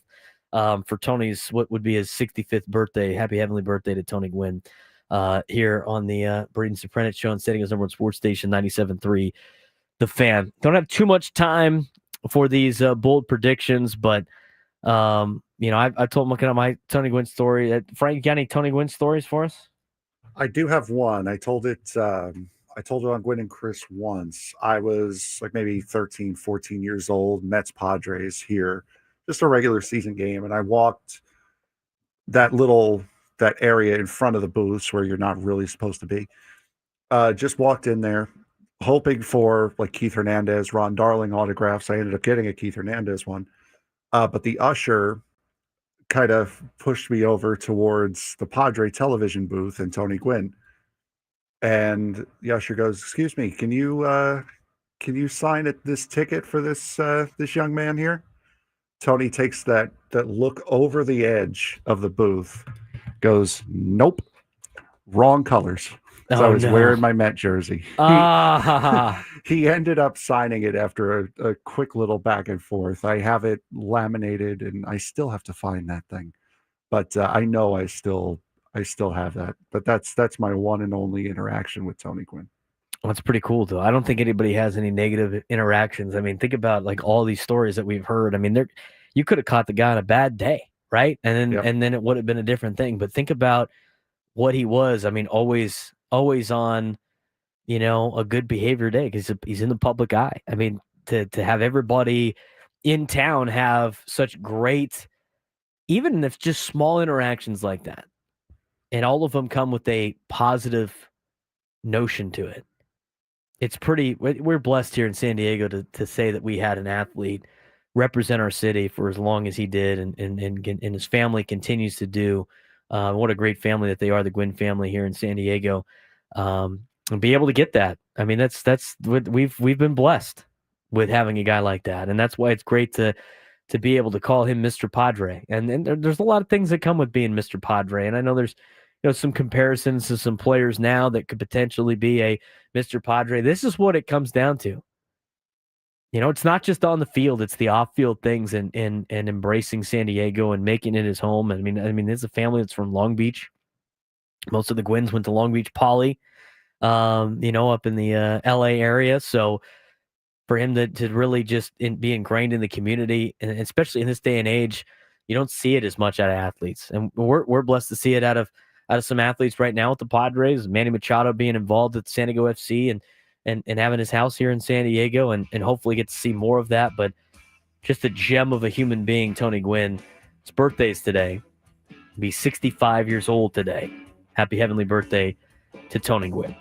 When we come back, we will be with a local product out of San Diego who plays for the Colorado Rockies. Sean Bouchard will join us next on the Braden Surprenant Show to start off the noon hour on San Diego's #1 sports station, 97.3 The Fan.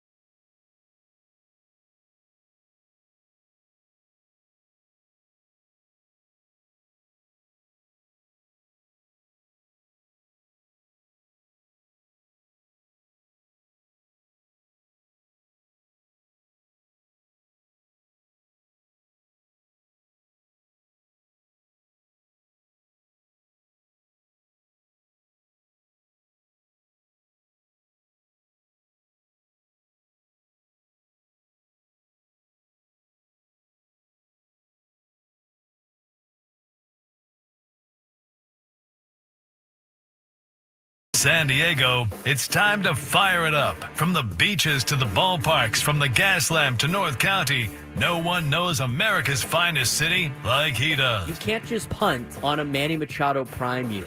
He's a fourth-generation San Diegan, born and raised in the heart of this community.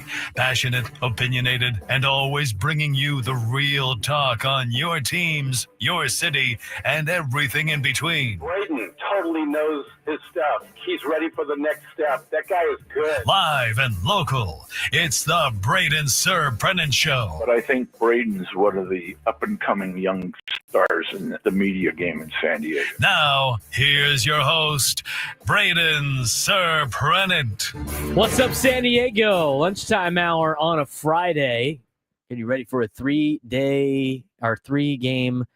series against Colorado Rockies on the weekends. First pitch tonight will be at 5:40 Pacific time. You'll see the Padres take on the Rockies at 5:10 on Saturday, and then again at 12:10 on Sunday, as Padres and Rockies will be a three-game series this weekend. Be the fourth, fifth, and sixth time the Padres play the Rockies this year. Padres will not play the Rockies again until not June, not July, until August? No, not even in August.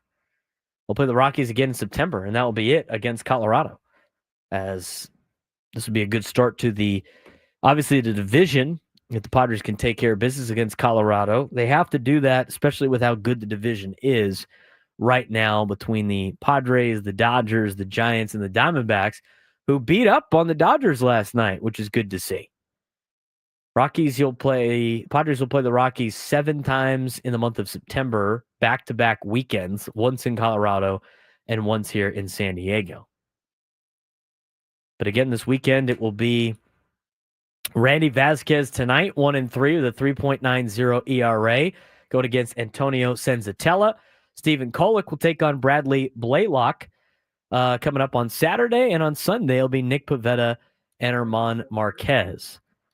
We are getting ready to have one of the Colorado Rockies on our show. He is a local product out of San Diego, a native San Diegan who went to Cathedral Catholic High School and went on to play at the University of California, Los Angeles. He was UCLA Bruin, where he played college baseball, played first base for the Bruins, ended up playing in the Cape Cod League, and was a draft pick, 9th-round draft pick for the Colorado Rockies, who selected him in the 2017 MLB draft. His name is Sean Bouchard. He is my guest on the Braden Surprenant Show. Sean, what's going on, man? How's your Friday going? Braden, what's up, brother? Hey, that sounds pretty good right there. I haven't heard an intro like that in a while, so I appreciate that. Absolutely. Well, I get all your accolades as much as I can. Sean Bouchard, outfielder for the Colorado Rockies. Sean, let's kind of talk about your life and how you got to where you're at, especially for a lot of kids in San Diego that dream of being on the big stage. Started off in Carmel Mountain area, playing Little League, ended up playing at Cathedral. What was growing up like in San Diego from a baseball perspective?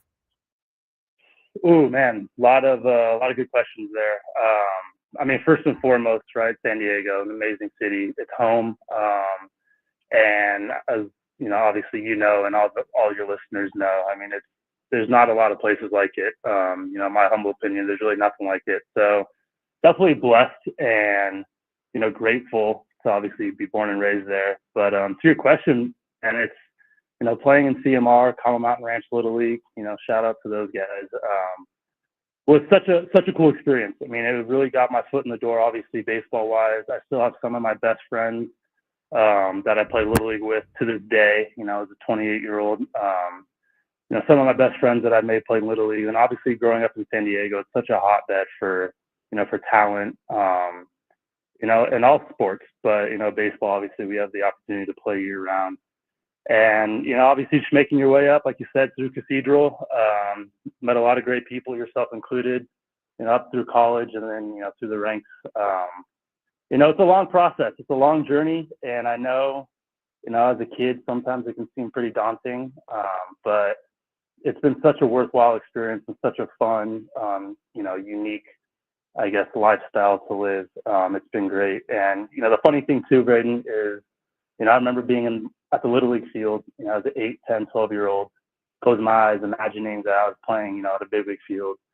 And sometimes, oddly enough, when I go back to Petco Park sometimes, place I, watched Padres growing up, I kind of just close my eyes and pretend like I'm back to Little League field, right? Like it's baseball, it's the same game. Obviously, it's a little bit different, but it's been such a cool experience, and it's awesome, obviously to be able to sit here and talk about it. After Cathedral, you went on to play at UCLA, played for John Savage, a legendary college baseball coach. What was the recruitment process like? What ultimately led you to UCLA, and how do you think that experience at UCLA helped you get to where you're at right now? Yeah, again, just playing baseball year-round was such a huge benefit to me and, really a lot of people, when you look at, big league players. So, the ability to play, during the summers in San Diego in the fall and really get my name out there and some experience. And, again, just playing against good players, regardless of where you are as a player, prospect-wise, size, skill, whatever. I've always been a big advocate of, you get better by playing against better competition. And so being able to play, against such good players growing up at the high school time, I was able to get my name out there and compete at a pretty high level. And, thankfully, some of the coaching staff at UCLA thought enough of me to give me a chance. And I'll be honest, I didn't have, the best college career, but there was a lot of learning experiences and lifelong lessons that I learned, through Coach Savage and through the UCLA experience. And, some things that I think have really helped me, able to get to where I'm at right now. Colorado Rockies outfielder Sean Bouchard joining us on the Braden Surprenant show. You get through college and you get through the MLB draft, 9th round. Colorado gives you a call. What was that moment like for you and your family? Yeah, no, it was awesome. I was there with my family, and my agent had given us a heads up that a few teams were interested, and the Rockies eventually called, and kind of a dream come true, right? It's just another kind of stepping stone in the journey that is the baseball career. It was such a cool experience. Obviously, growing up a Padres fan, I had known about the Rockies, right? Being in the NL West and, all those crazy games, from the mid to late 2000s, so, some of these big names, with the Rockies. So to be able to kind of follow in their footsteps a little bit is a really cool experience. But, it's been awesome, and it's been, almost 10 years now that, I've been drafted. So it's been such a cool experience, and obviously so thankful for the Rockies to, give me these opportunities. Talking with Sean Bouchard of the Colorado Rockies, a San Diego native, born and raised here in San Diego, now representing Colorado. With the Rockies organization, Padres will start a 3-game series against Colorado coming up this weekend.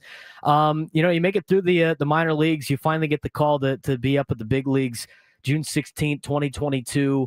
Talk to us a little bit about how you found out a couple of years ago and what it was like that first time, being in a big league ballpark. Yeah. Kind of a funny story, but long story short, I didn't get the classic, coming to the manager's office, with the phone filming you and saying, oh, you're on the big leagues. I actually woke up, as a baseball player, we sleep in a little bit. We have late games. I was sleeping in one morning, and I woke up at a bunch of missed calls from my AAA manager, our farm director, a bunch of people in the front office with the Rockies. And, instantly my heart skips a beat, thinking that I did something wrong, thinking that I'm in trouble. And thankfully, it was actually quite the opposite. But, once I got my heart rate down, finally called my AAA manager back, said, hey, what's going on? He's like, dude, you got to get going. You got to pack. You got to fly to Denver in a couple hours. And I was in Albuquerque at the time, which is our AAA affiliate. So thankfully, it's not too long of a flight. But it was just a crazy, roller coaster. I remember calling my parents and basically just saying like, hey, how quickly can you guys get to Denver? And, there's kind of that silence there, like, is this really happening? What's going on? And it was just such a whirlwind. I ended up flying into Denver that day, and then debuted a few days later, actually on Father's Day against the Padres in Denver. Kind of a, total dream come true scenario. Really cool moment for me, my family, my father, obviously. So all that was really cool. But to be, in the big league stadium for the first time, it was a lot more people than the minor league, fields and stadiums. But it was such a cool experience. And, like I said, just trying to do whatever I can to help the team here and, stick around for a little bit longer. Did you get that experience again the first time you got to be in a big league game at Petco Park? A little bit, Braden. It's funny, too, because like I said, growing up in San Diego, I went to all those, Padre games as a kid. And I remember when, Petco opened, right? And it was kind of like the best kept secret in the big leagues for a long time, right? Obviously, the Padres weren't, kind of the forefront of the MLB at that time. But it was such a beautiful stadium. I just remember always wanting to go there, and it just felt like such a different experience, watching the big league game, obviously coming from, a little league mentality and a little league field. So to be able to come back, play, in your hometown, I always have, friends and family come out to see me, and it's such a cool experience. And you definitely get that, with a bunch of stadiums, right? Obviously, all the big ones, Yankee Stadium, Fenway, Wrigley, but Petco Park for me, obviously, from being from there, is right up at the top. Colorado Rockies outfielder Sean Bouchard joining us on the Braden Surprenant show. You grew up a Padres fan, which means Bud Black was the manager of the Padres during most of your childhood. What's it like playing for Buddy? It's awesome. Buddy's amazing. He's such a good people person. He's so good at, no pun intended, but managing, right? He's so good at managing people and everything. And it is funny. I mean, we've had a couple of talks here and there. I remember, watching you growing up, and, obviously funny that I'm here now, but, it's really just a testament to obviously how long he's been doing it, right? And, he's been great for everything that he's done, obviously, for San Diego, for Colorado. And, like I said, he's just so good with dealing with the situations, I guess, that we're in now, right, as a team, and then obviously where the Padres were so many years ago. Yeah, you talk about that in a little bit. And I know it's been tough for you guys. It's tough to go out there every single day, but you're getting an opportunity to be in the big leagues, so you got to take some positives out of it. What's for you and your teammates. I know it's been a tough ride, but how do you guys keep going every single day? Trying to flip the script when it's not really been working so far. Yeah, no, it has been tough. Obviously, we see everything, right? We're human. We see it. We feel it. We know. I mean, no one feels worse, right, about anything than us. And it is tough, right? But it's a long year, and there's a lot of things that can happen. And at the end of the day, but this is our job, right? Like we show up. This is our job every single day. We do everything we can, obviously, to be prepared and get ready for the games. And, it's obviously been a really tough stretch, and we need to start doing some things, obviously, a little bit different, myself included. But to your point, though, any day in the big leagues is a good day. And, it's hard to have that perspective and gratitude in the moment when you're obviously losing as much as we are right now. But, I think having the right perspective sometimes and coming in with a good attitude and being positive, it's hard on a daily basis. Especially when you're, have the record that we have. But, someone's got to do it, right? And what's the alternative is, you show up and pout and feel bad for yourself. It's the big leagues. No one else is going to feel bad for you. No one's going to take it easy on you. So, it's tough, but we have a lot of good players here. I, strongly believe that, the talent here is better than obviously what we're showing. So, I have every bit of faith in the guys and the team to obviously turn things around a little bit. And I see them working day in, day out, behind the scenes. But, to your point, it is tough, and, something's definitely got to change. Well, Sean, it is the lunchtime hour. And on the show, we do like to discuss some food. And being a San Diego local that you are, when you come to San Diego and you have some time, and I know you're here more during the off season, this is usually a question for kids when they leave for college and they come back. You go to UCLA, it was a little bit different. You could come back a little bit easier. But now that you're working in Colorado, when you do get to come home to San Diego, what is like the one or two spots that you have to go to before you leave food-wise? Oh, man. putting me on the spot here. I mean, there's so many good local, Mexican food spots all over the place, right? Farmer Mountain Ranch, where my parents are. When I come back home to San Diego, where I go. But, oh, man, I mean, I'm just thinking, like, right off the top of my head, like, before, I go out for any sort of, like, surf sesh or anything, I always like to stop by Cotija Jr. and get a breakfast, or a super burrito, but it's basically a breakfast burrito. I mean, I don't know, basically anything Mexican food, to be honest with you, Braden. And the smaller the, spot, the more hole-in-the-wall vibe it has, usually the better. But, there's so many good spots around. I'm blanking on the names. But anything Mexican food, man. I'll eat it till the day I die. That's the best part about San Diego. Well, Sean, No doubt. There's still a lot of people in San Diego that are hoping you do the best, even though they might be rooting against the insignia on your hat. San Diego's proud of all the San Diegans that go out there and accomplish great things at the major league level. You're one of those players. So continue the good work. We appreciate your time and look forward to talking to you again. Right on, Braden. Thank you for having me on. You guys take care and go Rockies. All right, Sean.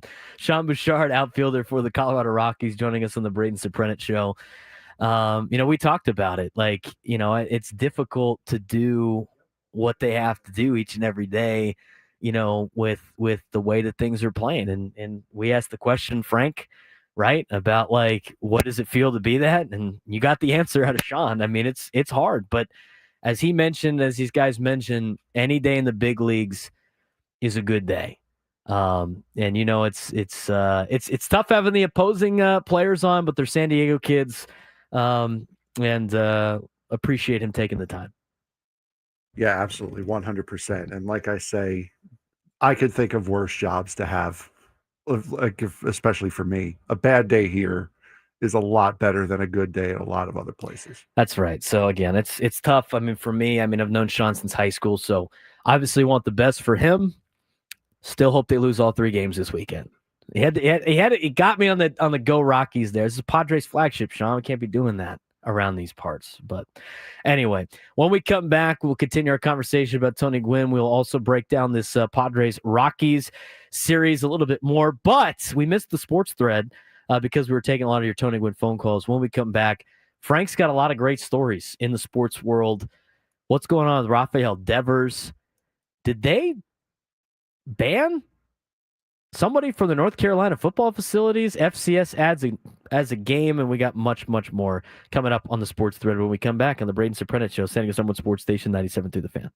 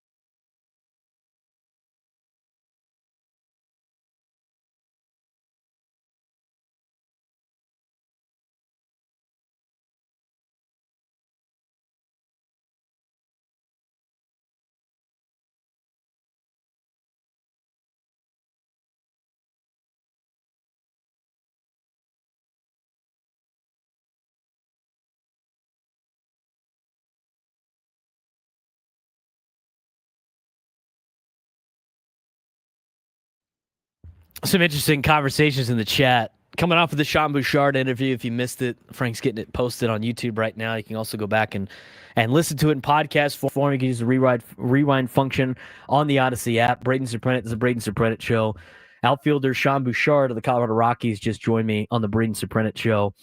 Somebody I know from high school, grew up in the Carmel Mountain Ranch area, played Carmel Mountain Ranch Little League, went on to play baseball at Cathedral, then UCLA, and now is a member of the Colorado Rockies. Obviously grew up a Padres fan here in town. And one of the questions is like, how do you, and I was going to ask him this, but it's tough because he's a professional, right? I mean, it's going to be, you're getting paid by your organization to go out there and compete for the organization. It's a job. You're no longer a fan. But it's got to be weird the first time you go against your childhood team. I mean, I've had a little bit of experience that, not in terms of an athletic, performance standpoint, because it's never good enough to be an athlete at that level, but like, calling USD games against TCU baseball. I traveled with USD to Fort Worth, to my school, and was wearing all USD stuff the entire time. I felt, obviously a closer attachment to the Toreros being part of their group and their baseball program and everything like that, but it was still weird against TCU the whole time. Even had some smack talk for some TCU fans. I walked through the concourse and I was like, hang on a second. I actually have a degree from this place. Do you have a degree from this place? But still, it's weird. Like, you have to, when you're in the professional realm, it's a little bit different. Brandon 619 in the chat, talks about like, what happens when you retire? Do you go back or stick with the club you played for last? Like, if you grew up a Padres fan, but then you spent the majority of your career somewhere else, are you no longer a Padres fan? It's different when you're, I think, a professional athlete. That had to be a weird time for Sean. As he makes his debut, gets called up to the big leagues and then makes his debut against his hometown team in Colorado with the San Diego Padres. It's got to be an interesting dynamic. 833-288-0973. Telling Tony Gwynn stories today, but before we get any further, it's time to get to today's sports thread. You know that group chat? The one that's always blowing up with the biggest sports takes, debates, and breaking news? You got barbecue back there, and you didn't invite me? Yeah, we've got that too. Welcome to the Sports Thread, where we break down the top 5 stories in sports, just like you would with your crew. Oh, no! Disaster! What a bad idea! No filters, no silence, just real talk.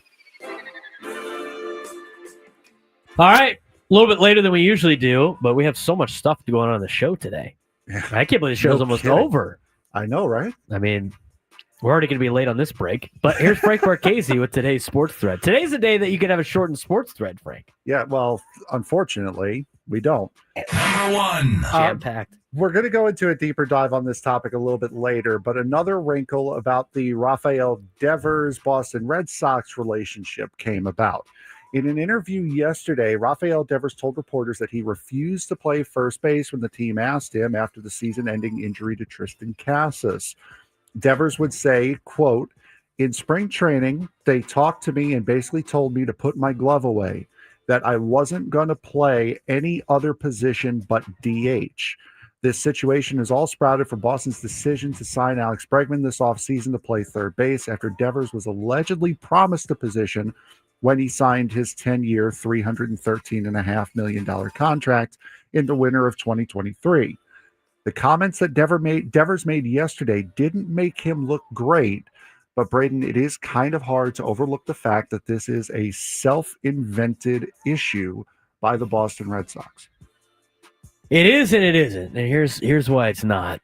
I mean, it is. They told him they were going to do the X, Y, Z, but why it's not is you signed a contract to be part of this organization, and usually in these contracts, and I don't know what the contract says, but they can utilize you how they see fit.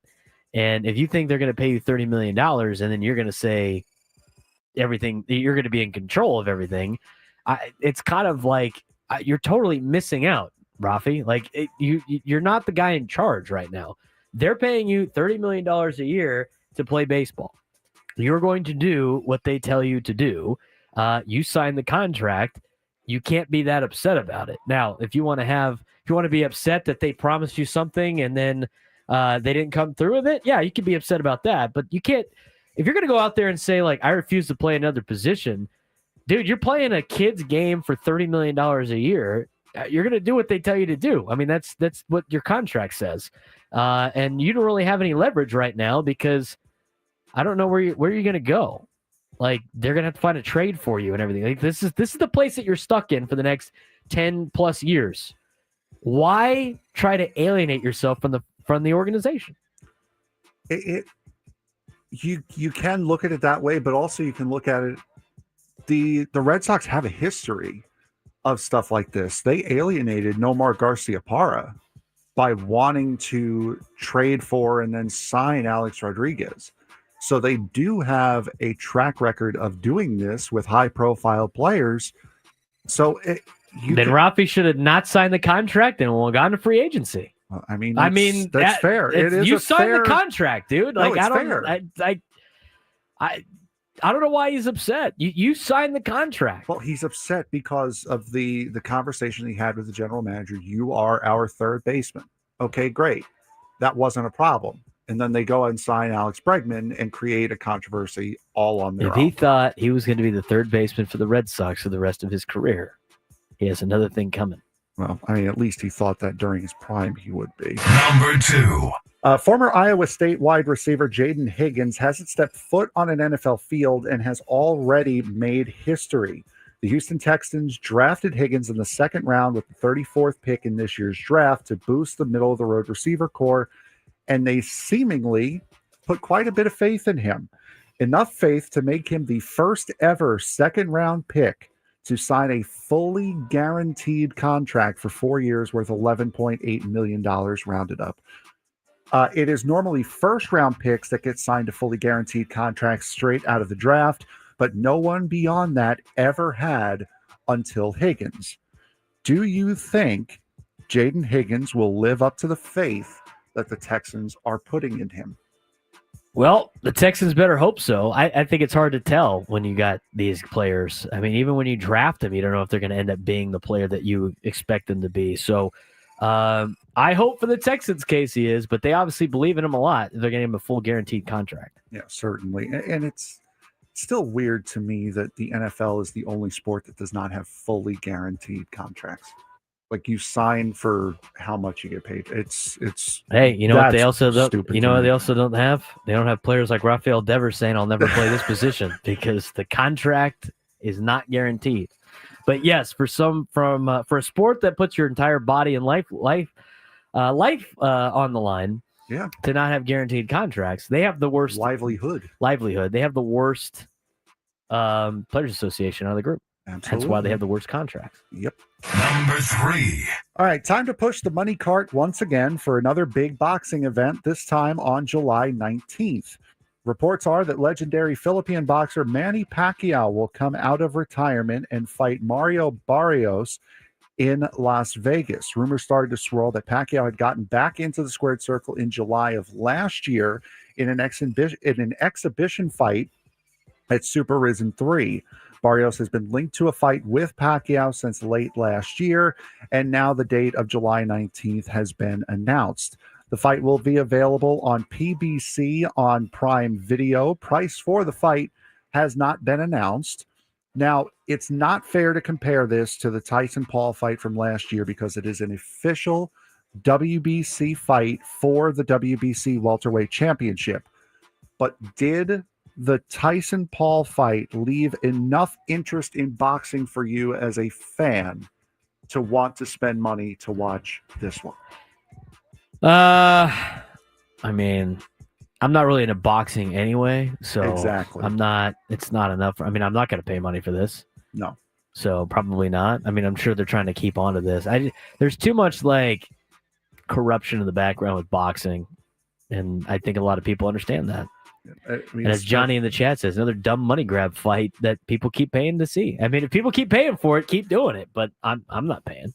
It's especially there were two legitimate fights on that Paul Tyson card.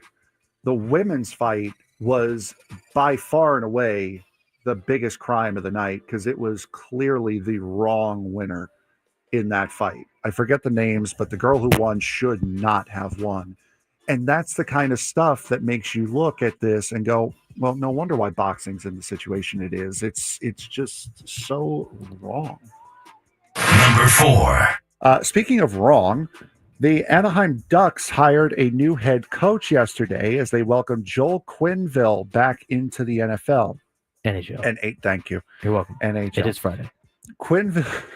It's spring training for everyone. That's right. Quenneville was the head coach of the Florida Panthers when he resigned back in October of 2021 amidst a sexual assault scandal from his time with the Chicago Blackhawks. Many in the league thought Quenneville would never return to the bench in the NHL after this.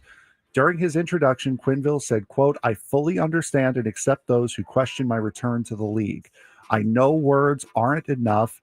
I will demonstrate by my actions that I am a man of character." Now, it is important to note that Quenneville himself was not accused of sexual assault. He and 2 other Blackhawks executives were found to be responsible for mishandling allegations made by former player Kyle Beach against coach Brad Aldrich in 2010. The Ducks owner and front office backed Quenneville strongly during the presser. Time served, or should he still be banned from the league? I'm not a believer in giving people the death penalty in careers. I think everybody makes mistakes. I think everybody gets to a certain level. I mean, if you want to issue out death penalties to people's livelihoods, that might be your prerogative. I think a lot of people like to do that. I'm not a believer in that, so I don't mind second chances when appropriate. I don't know a lot about this situation as much. How many coaches have the Ducks have now in the last 10 years? 3? It's been a while. It's been a lot since Bruce Boudreau was the head coach up in Anaheim. So we'll see what they got in Anaheim with the Ducks. Again, I'm not a big believer in ending people's livelihoods and holding that against them for their entire lives. I think we need to be able to forgive and forget a lot. And I think a lot of allegations might not let people do that. Time heals all wounds. But he's obviously going to be on his toes. And here's the thing in sports. Usually if you're good enough to get the job done, people are going to let you get the job done because winning is very important to a lot of these organizations. And immediately Mark Kilpatrick in the chat, bring back Trevor Bauer as well. That's 2 different situations. Bauer was accused of sexual assault.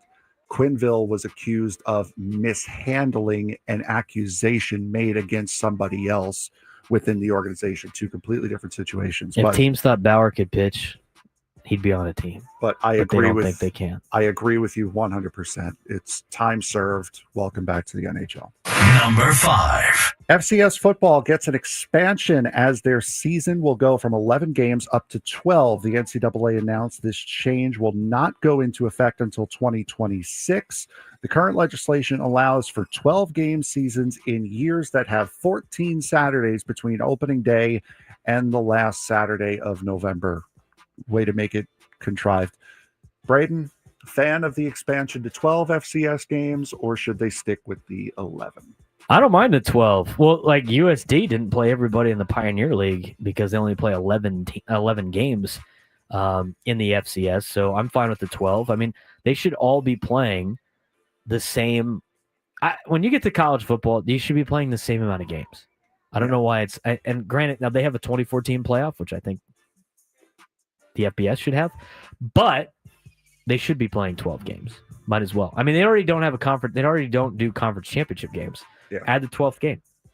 I think it'd be better off. So can't wait to see who the new opponent is for USD in 2026. Oh, there you go. Is that number 5? Yep. We're done. All right. We got to take a break because we're super late. When we come back on the Braden Surprenant show, only a couple of segments left. We will take a little bit deeper look at the Rafael Devers situation. Is he a viable option? A lot of people think he can look good in brown and gold. I'm sure he can. Let's talk about it when we come back on the Braden Surprenant show on San Diego's #1 sports station 97.3 The Fan.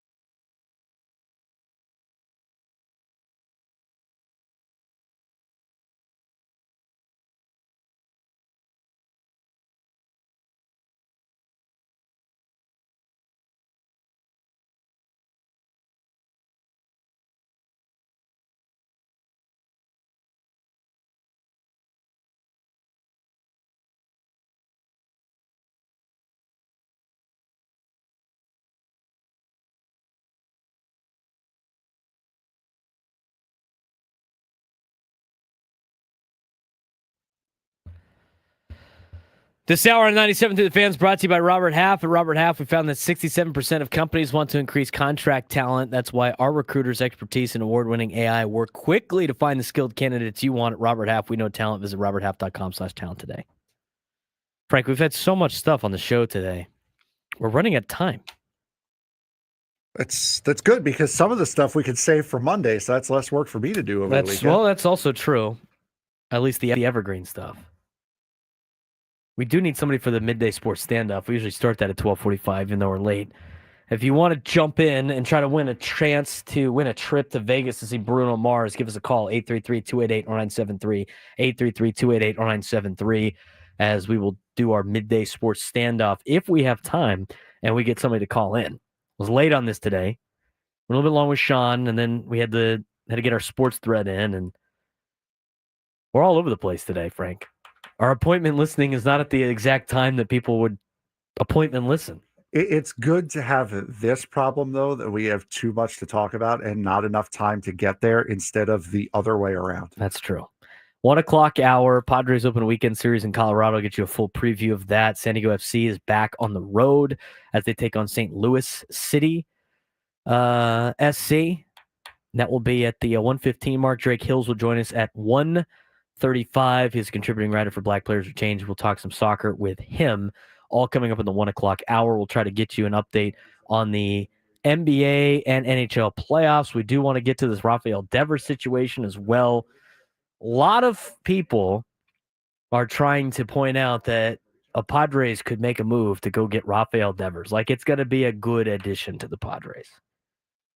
I don't know. This guy seems like a head case right now with a lot of things that he's been saying and doesn't want to play first. Could you imagine if the Padres acquired him and they made him play first base?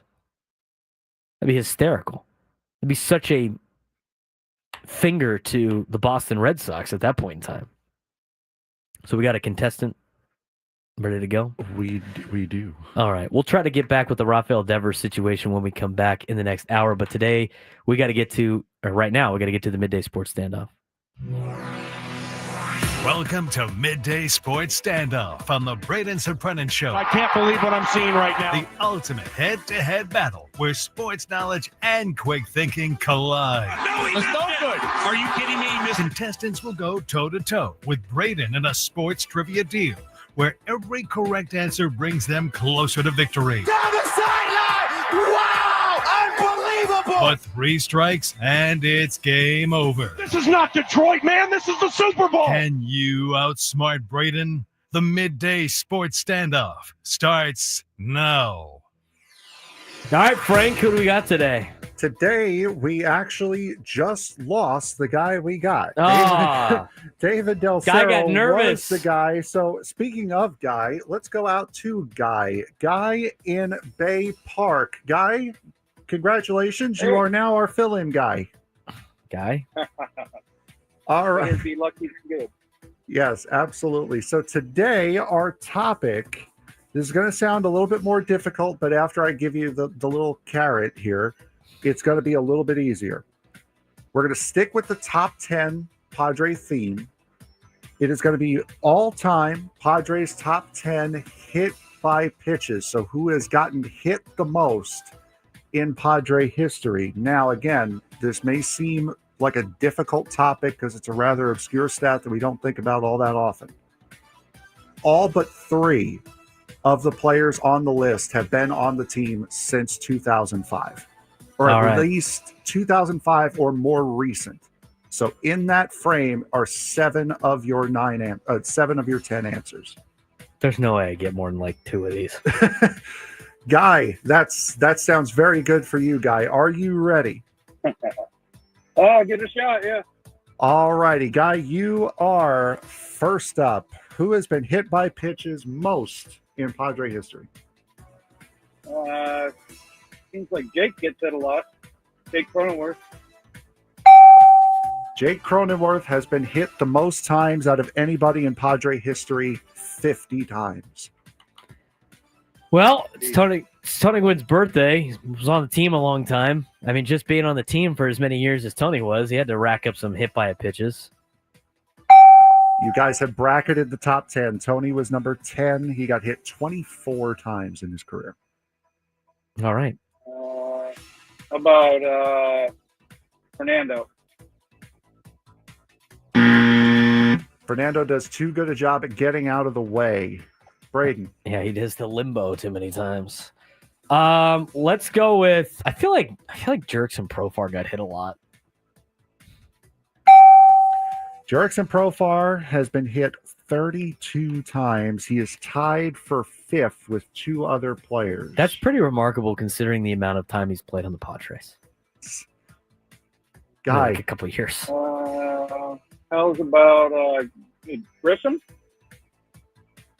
Who was that? Grisham. Grisham? Trent Grisham? No. Unfortunately not. That is strike number 2, Guy. Braden? I'm honestly just thinking about. Here's my thought process. Tony Gwynn was because he had a lot of years playing on the team, and then I was like, well, who usually had the biggest stink getting hit? One is Jerickson Profar. The other one has led to one of the best brawls, and well, not one of the best because the ones in the 80s were good too. But the Padres-Dodgers brawl between Carlos Quentin and Zach Greinke. I want to go Carlos Quentin. He got hit a lot. Carlos Quentin, number 8. He was plunked 30 times. Guy. It seems to me, I remember good old Khalil Green used to get plunked a bit. Khalil Green got plunked 32 times. He is the second of 3 guys that got hit 32 times. You said like since 2005? Most of them are 2005. You still have the 2 further ones away, but most of them still are from at least 2005, sorry. Yeah, and it's only it's under 50 too. Yep. I don't know. I'm just start throwing out names. Chris Tenorfia? Negative. Guy, all you have to do is stay alive because Braden's clearly out of guesses. I'm an old guy, so I remember these old timers. I heard his name mentioned yesterday. Chase Headley. Chase Headley is number 2. He got hit 38 times. All right. Well, when I think of third base since that time, I think of Chase Headley and I think of Kevin Kuzminoff. Let's just throw Kevin Kuzminoff's name out there. Wow. Number 3. He has been hit 36 times. Wild.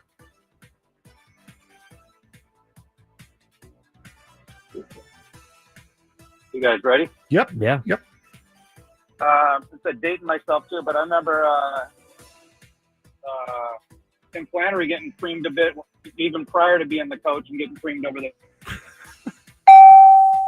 He was the third of 3 guys that got hit 32 times. Well, technically the first, I guess, but Braden?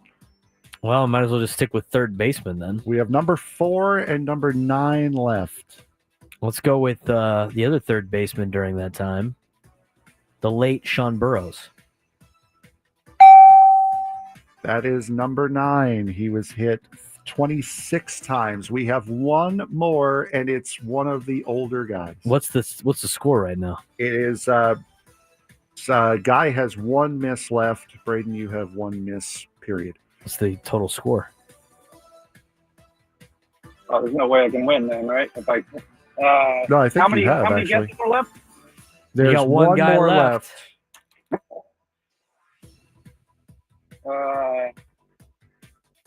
How about wait, you said Tony Gwynn already, right? Yes. Yes. I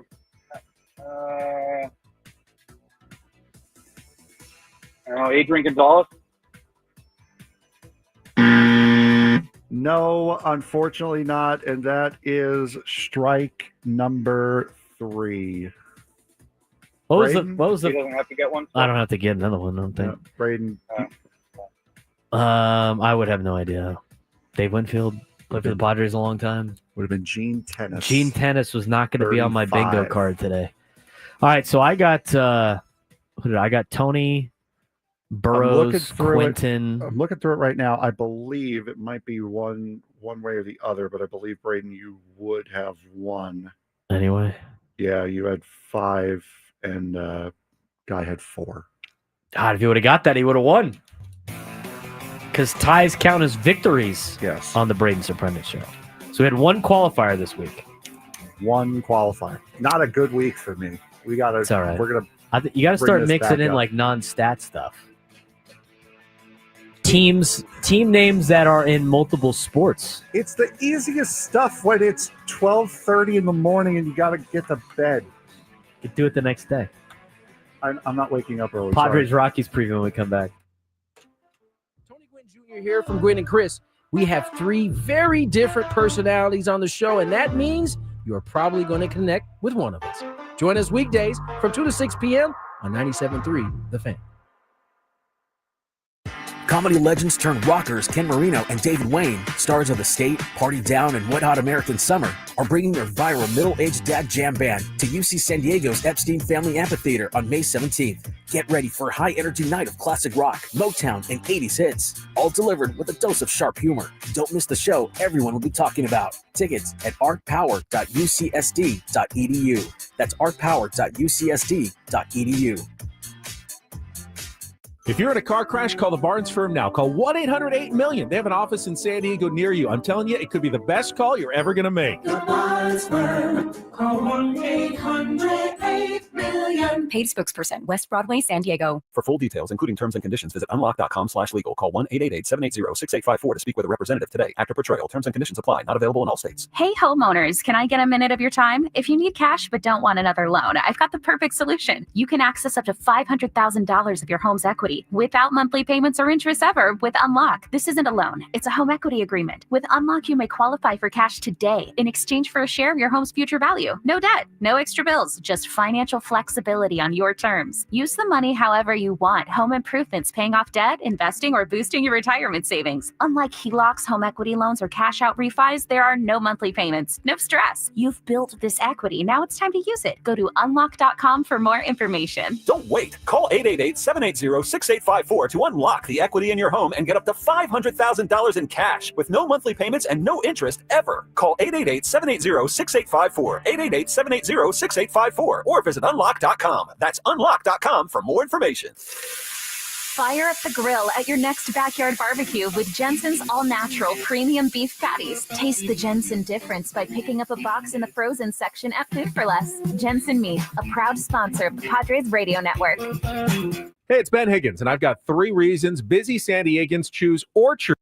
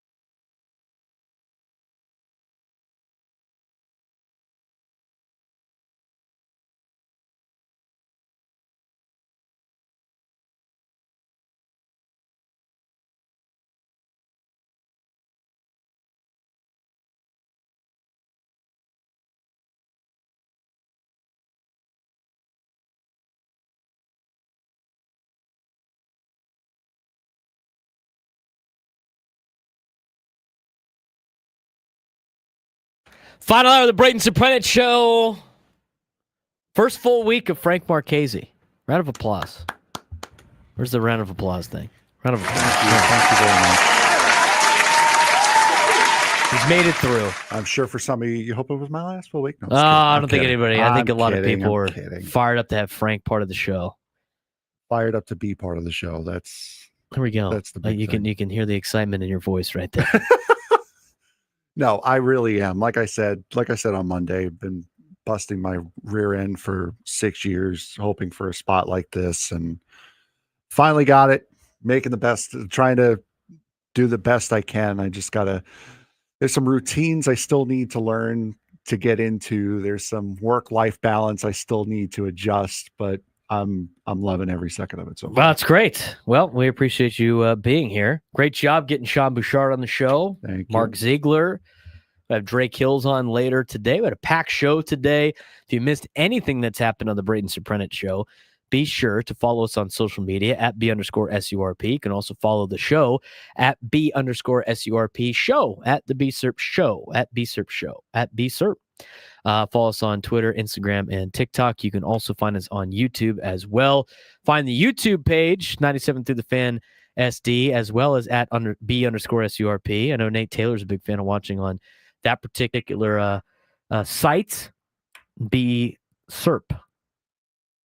You can also find us wherever you get your podcasts. Frank does a good job of getting our podcasts up very quickly in podcast form. If it's Spotify, Apple Music, whatever it may be, we are in podcast form. So we appreciate that as well. Final hour of the Braden Surprenant Show. We got a lot that we could still get in today. Again, Drake Hills will finish the show at 1:35. San Diego FC back on the road. They'll take on St. Louis City SC coming up tomorrow. We will get you a preview of Rockies and Padres. I do want to get into this Rafael Devers conversation a little bit. Is Rafael Devers a viable option?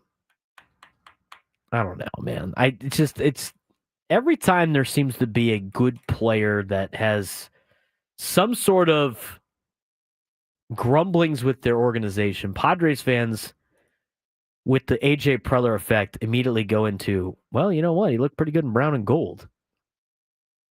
And you're starting to see that circle on social media. You would assume that you think you could get like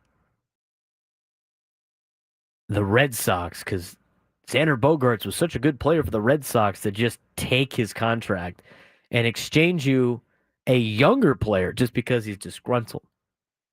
Rafael Devers is 28 and a half years old. He's got a $29 million AAV, which is higher than Xander Bogaerts. So he's going to be getting paid $33 million in 2027 and beyond. Who really only wants to play third base, doesn't even want to DH, now being moved to DH, doesn't want to play anything besides DH.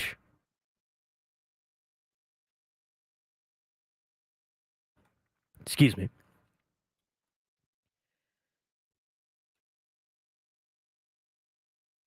Braden's having a Cough-a-Palooza concert over there. I almost made it through the entire week this week. Something stuck in my throat. Hang on. Yeah, you definitely hear it now.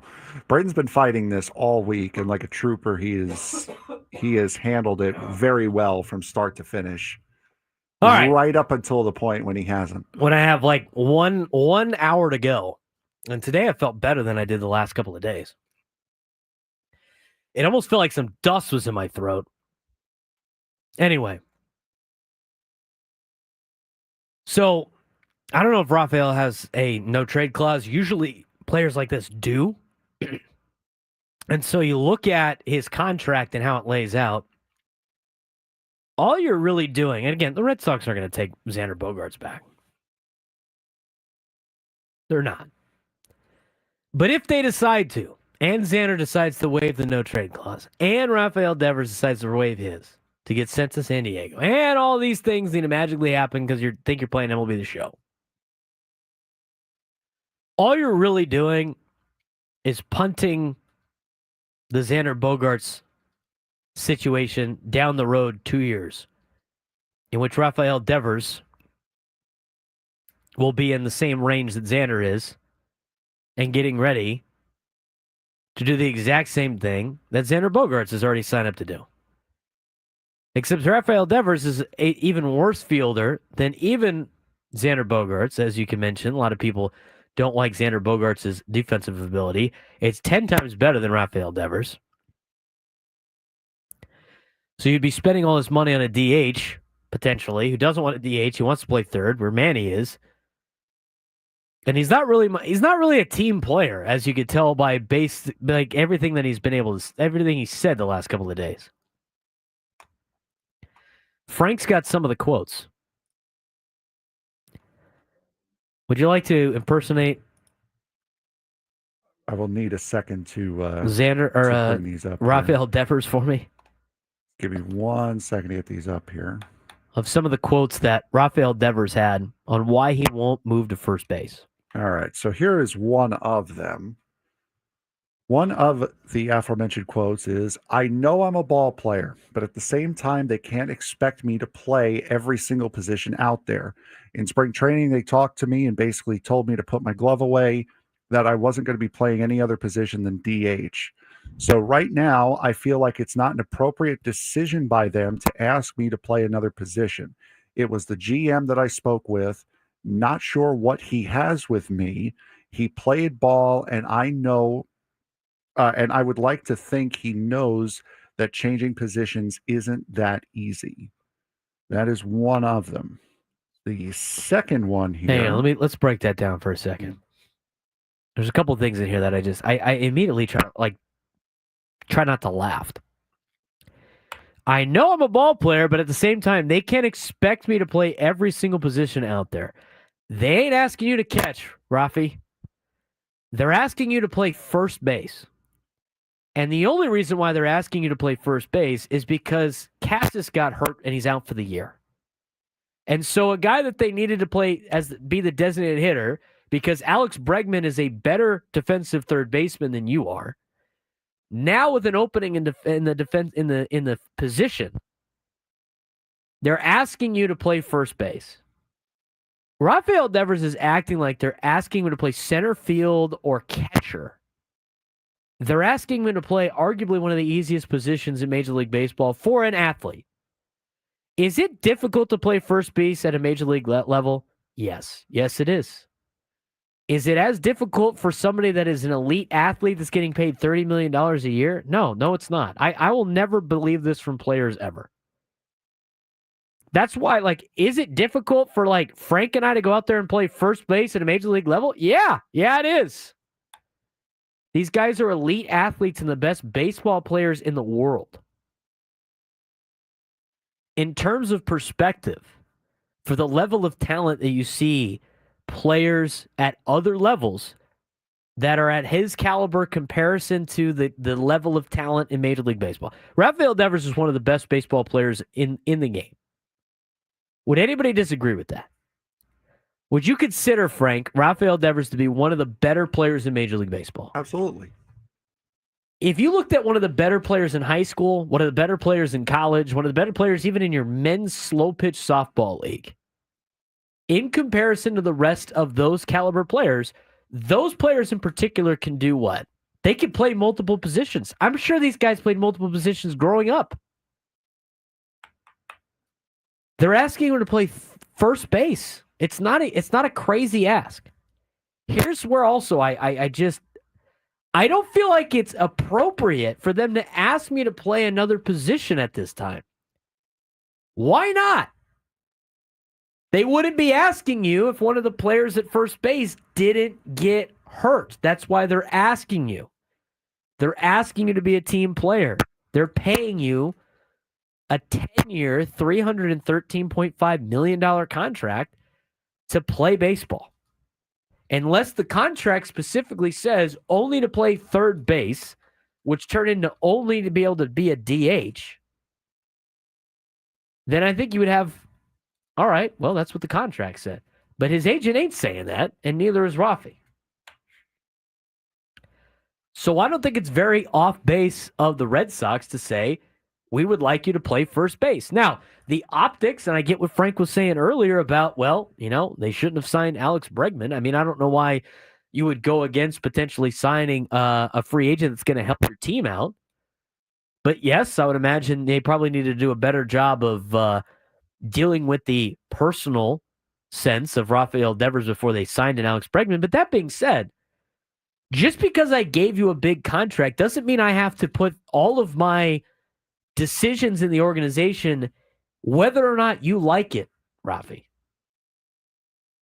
So yes, the Red Sox theoretically did this to themselves, but at the same time, it falls on deaf ears for a lot of fans and everything else and everybody else out there when you look at the betterment of the team and you got a player that is being so selfish about a situation and not the betterment of the team. It's not like he's in a contract year where moving him to DH or first base devalues what he can make. He's done signing contracts. He will not sign another contract. When it gets to 2033, his career is going to be over. You got your payday. Just play the game. Just play the game. What's the other thing he said? Second quote here would be, this is about him talking about the clubhouse. Here in this clubhouse, thankfully, the relationship that I have with my teammates is great. I don't understand some of the decisions the GM makes. Next thing you know, someone in the outfield gets hurt, and they want me to play in the outfield. Nobody's asking you to play in the outfield, dude. Nobody's asking you to play in the outfield. There's not a single member of the Red Sox organization that sees any outfielder go down and go like, you know what? I think we should put Rafael Devers out there. This misses the mark on so many different ways. I mean, this sounds like he sounds like a spoiled kid. I mean, come on. You get paid to play on the team. If you thought that the organization wasn't going to do this to you, you signed the contract. You could have signed with somebody else. You got the money. Go out and play the game. Go out and play the game. I'm asking you to do something for the betterment of the team. I mean, people are going, ask Manny to play first. See how that goes. Manny is an elite third baseman right now. It's not like he's not. It's not even close to being the same thing. No, I think that's more of Manny would shut that down. In the same way that Devers is shutting it down. He'd also would have a reason to do so. Right. And like I told you off air before the show started, Manny would have a leg to stand on in that spot. Imagine if you're wanting to bring in Xander Bogaerts now, and Fernando, that platinum glove that he has in right field, he has at shortstop instead. How do you think? I'm not saying that Fernando would poo-poo the decision to move to right field away. What I'm saying is he has a leg to stand on when he says, no, I'm not moving over for Xander Bogaerts. That's not happening. Right now, Rafael Devers feels as though he has that leg to stand on, and nothing that he has said or done has made any difference with the Red Sox. But to be fair, on the other side, the more you read about what he said yesterday, the harder it is to defend the guy, honestly. It is. It's impossible to defend this guy. I mean, I don't know. And the other thing is you're alienating your fan base. As a fan, I could really give a rat's ass with the guy, where he wants to play. I root for the team to be good. And if the best case scenario is for this player to move to this spot in order for us to win a World Series, we better be doing it. That's what we're paying you to do. Got to go. Yeah, got to move. I mean, think about this from a perspective if it was the Padres. Like, if the only thing keeping the Padres from winning a World Series was one player on the team refusing to play a different position, how would that player be treated in San Diego by our fan base? They'd be losing their mind. Nobody's asking him to play in the outfield. I mean, he's trying to make the point like they're going to make me play if I let him do this, they're going to make me play others. No, they're just, the first baseman got hurt. They're asking if he can play first base. And to look at it from the most charitable perspective as far as the front office is concerned is, well, all right, you're upset about not playing in the field. Let's give you an opportunity to play in the field. Yeah, here's an opportunity. We can't play you at third because Bregman's here and he's hitting well. He's playing really well. So if you want to get on the field, this is how you would do it. That's a way you can look at it from the Red Sox standpoint as well. The guy had a temper tantrum when they signed Bregman because they wanted to move him because he's not as good of a third baseman as Alex Bregman. And then they told him, we'll put the glove down and go be a designated hitter because we don't really have a spot for you defensively because he's not good defensively at all. And now a spot opens up and the guy who was being a crybaby because he wanted to play in the field all of a sudden doesn't want to play in the field anymore. You can't cater to players like this and expect to have a successful team. It will never end well. And this is a player Padres fans think he's gonna change if he magically showed up here. I mean, come on, guys. Where's he gonna play on this team? He could be a DH and just be happy because he's out of Boston. I mean, this is the type of stuff that happens with guys like him all the time. Padres asked players last year to move. I mean, I thought the way that they asked Xander Bogaerts to move to second base in spring training is more BS than anything in this situation. And you know what Xander did? He just moved to second base. Still thought he was a shortstop, but he's like, I'll do what's better for the team. And he felt good. He was happy for Ha-Seong Kim. I mean, I can't. It's funny, how people just go well, we don't like Xander because of X, Y, Z. He just moved over. I mean, Arise wants to do the same thing. He doesn't want to be a DH all the time. I say tough S, man. We're trying to win. We're trying to win here, You can't build a team with guys like that. That's why the Padres clubhouse, I think, is so good right now. Why upset the apple cart by adding a Rafael Devers to it, which I don't even think is possible. I don't know why I'm entertaining this. Because people on Twitter talked about it, and all of a sudden now we have to talk about it. Which is the whole reason why Frank put it on the sheet today. I don't know what... I mean, people are saying, Boston needs to show Devers a little bit more respect. In what capacity? In what way are they disrespecting him right now? By asking him to play a position and help the team out in which they now have an opening for. It goes back to the alleged promise or alleged agreement that they had when he signed the contract. Here's a verbal or a handshake agreement that you will be our third baseman until you physically can't do it anymore. Isn't that what they told Xander Bogaerts? So they said in this thing, because they asked Xander, what position are you going to play? He's like, well, they told me I was going to be a shortstop. And after 1 year, they moved him. But after 1 year, they moved him. But it's a different situation because the Padres didn't go out and sign Ha-Seong Kim after Bogaerts was already here. They went out and signed Bregman, another superstar third baseman, and just told the guy that they had, you're all right. Just sit on the bench. You'll be fine. Padres had multiple shortstops at the time. No, I agree. But I'm saying they promised this guy, you're going to be our third baseman. Didn't they do the same thing with Fernando and they wouldn't sign Xander? And then 2 years, but again, Xander at that, signing Xander at that time, Francisco didn't have the amount of time in the league, didn't have the leg to stand on that Devers has at this point. I mean, the Padres are close to acquiring Jose Ramirez.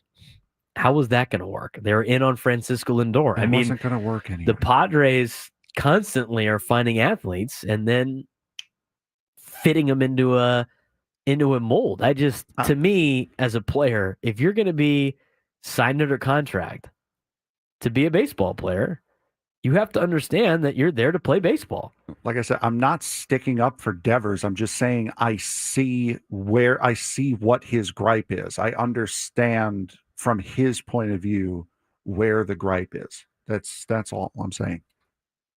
Somebody, I hate the radio comparisons. Dude, my contract says I am signed to do this job, but if the station sees fit, I can do other roles. That's in the contract that I have. It's probably in the contract of everybody in Major League Baseball. Wouldn't surprise me in the light. It wouldn't surprise me in the slightest. They can move. I mean, they could theoretically can move all of our shows around and just that's part of the contract. I mean, you're signed to do a job, and then what order or wherever you're playing in that particular job is up to the discretion of the team that you signed with. I have an idea. Yes, we do got to go to break. I was going to say What's your idea? We should probably go to break so we can get to our Stanley Cup, NBA, and then Rockies Padres preview. Our MLS preview before we get Drake Hills on. All right. We'll hear Frank's great idea of how he's going to be able to pull that off in one segment as we're super late when we come back. Braden Surprenant Show, San Diego's #1 sports station, 97 through the Fan.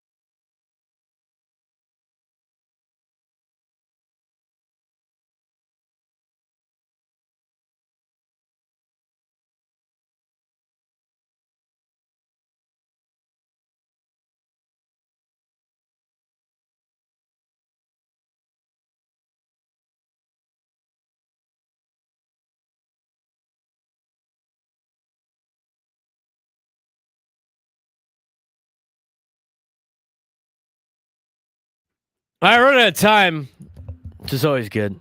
Even Dave Marcus said, keep it short. Give me PTSD of hosting the pre and post game show. I only give it like 5 minutes. Give it less than 2 minutes. Midday Sports Standoff was actually at its normal time, and Guy was unable to win the prize. But if he did, he would have been qualified for a chance to win our grand prize. Trip to see Bruno Mars in Las Vegas, including 2 tickets to his show at Dolby Live at Park MGM on September 3rd. 2-night stay at Park MGM and a $100 gift card. Tickets are on sale now at Ticketmaster.com. We have like 3 minutes. We got to get a whirlwind tour of the NBA and the NHL playoffs. Turning and burning. Turning and burning. Where's the music? Hit it. All right, so last night's scores in the NBA. Number 6, Minnesota T-Wolves defeat the number 7 Golden State Warriors 117-93. Series now tied at 1. NBA tonight, the number 1 Cleveland Cavs are in Indiana to take on the Pacers, 4:30 p.m. on ESPN. 2-0 Pacers lead that series. OKC then travels to Denver, 7 p.m. on ESPN. Series tied 1-1. On Saturday, the Celtics are at Madison Square Garden to take on the Knicks. 12:30 p.m. Eastern time, 12:30 p.m. local time start on ABC. Knicks lead the series 2-0. T-Wolves then will play Golden State in Game 3, 5:30 p.m. on ABC. Tonight, you have Cleveland, Indiana, Oklahoma City, Denver. Flip those for Sunday. It'll be Oklahoma City, Denver at 12:30 on ABC, and then Cleveland, Indiana on TNT at 5:30 p.m. Braden, it's hockey time. It's not even going to talk about the NBA at all. Golden State needs to try to weather the storm without Steph Curry for the next 2 more games now expected. T-Wolves looked really good bouncing back. Oklahoma City looked really good bouncing back against Denver. We'll see how that series plays out. And can the New York Knicks continue the push on the Boston Celtics as that series moves to New York? That will be interesting to see. Hockey had a couple of games last night, Frank. Yes, they did. Washington Capitals defeating the Carolina Hurricanes 3-1. That ties that series at 1. Edmonton Oilers do it again. They didn't come back this time. They blew a 2-goal lead in the third period, fought into overtime, ended up beating the Golden Knights 5-4. That game, again, finally in overtime, Edmonton leads the series 2-0. Tonight, the Toronto Maple Leafs are in Florida, 4 p.m. on TNT. So if you've been watching NBA on TNT all week, congratulations, you're going to be watching hockey tonight. Toronto leads the series 2-0, followed up by Dallas versus Winnipeg, 6:30 p.m. on TNT. Dallas leads that series 1-0. Saturday, Caps and Canes, 3 p.m. on TNT. Series tied at 1. Vegas against Edmonton in Edmonton, 6 p.m. on TNT. Sunday, same 2 teams as tonight. Again, flip the order. Winnipeg versus Dallas at 1:30. That game will be on TBS with Toronto versus Florida at 4:30 p.m. That game also on TBS. Hockey's been fun to watch. Some games coming down to the wire. The NBA playoffs has actually been exciting, even for somebody like myself that doesn't really like the NBA. Started watching some of the games, been pretty tight. So that's the playoffs that are going on right now in the NBA and the Stanley Cup playoffs. We have to get to break here, but we do have a couple of minutes to try to flip the quarter. We'll have Drake Hills on in just a little bit. San Diego FC will take on St. Louis City SC coming up tomorrow in St. Louis.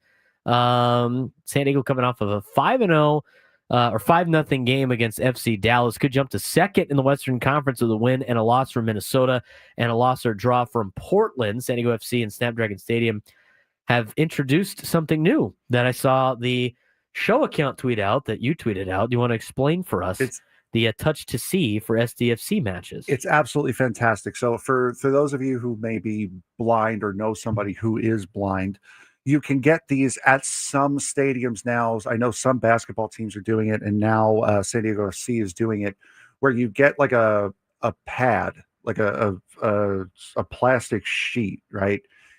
And over the course of the game, the things, there's some do it differently. Some have like lights, some have vibrating bits on it. that show you where the ball is and how the ball is playing so you can see the game without actually seeing the game. It's a wonderful thing to get people with disabilities involved in watching these games, even if they can't physically watch them.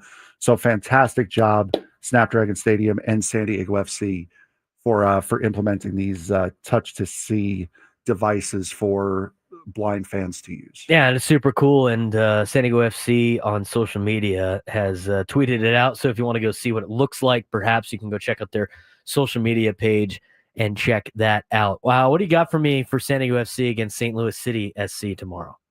St. Louis City has not had a good run. Now, they just won a U.S. Cup match yesterday or 2 days ago, but in the MLS, they have lost, drew, lost. That's their last 5 matches. For San Diego FC, win, the three-game losing streak, and a win before that.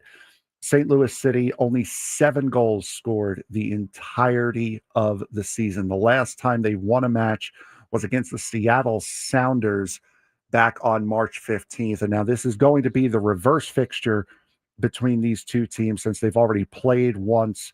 That was the opener at Snapdragon Stadium, 0-0 draw in that one. And again, as you had mentioned, San Diego FC with a loss from Minnesota United and from the Portland Timbers could, if they win tonight, could jump up into second in the Western Conference, a ways behind the Vancouver Whitecaps, who are just annihilating the league this year. We are going to have a full breakdown of San Diego FC coming up with Drake Hills. He just called in. We got him on hold. When we come back, and then when we're done talking with Drake, a quick preview of the Padres and the Rockies to finish up your work week and our work week as we lead you into Gwynn and Chris. Coming up next on San Diego's #1 sports station, 97.3 The Fan.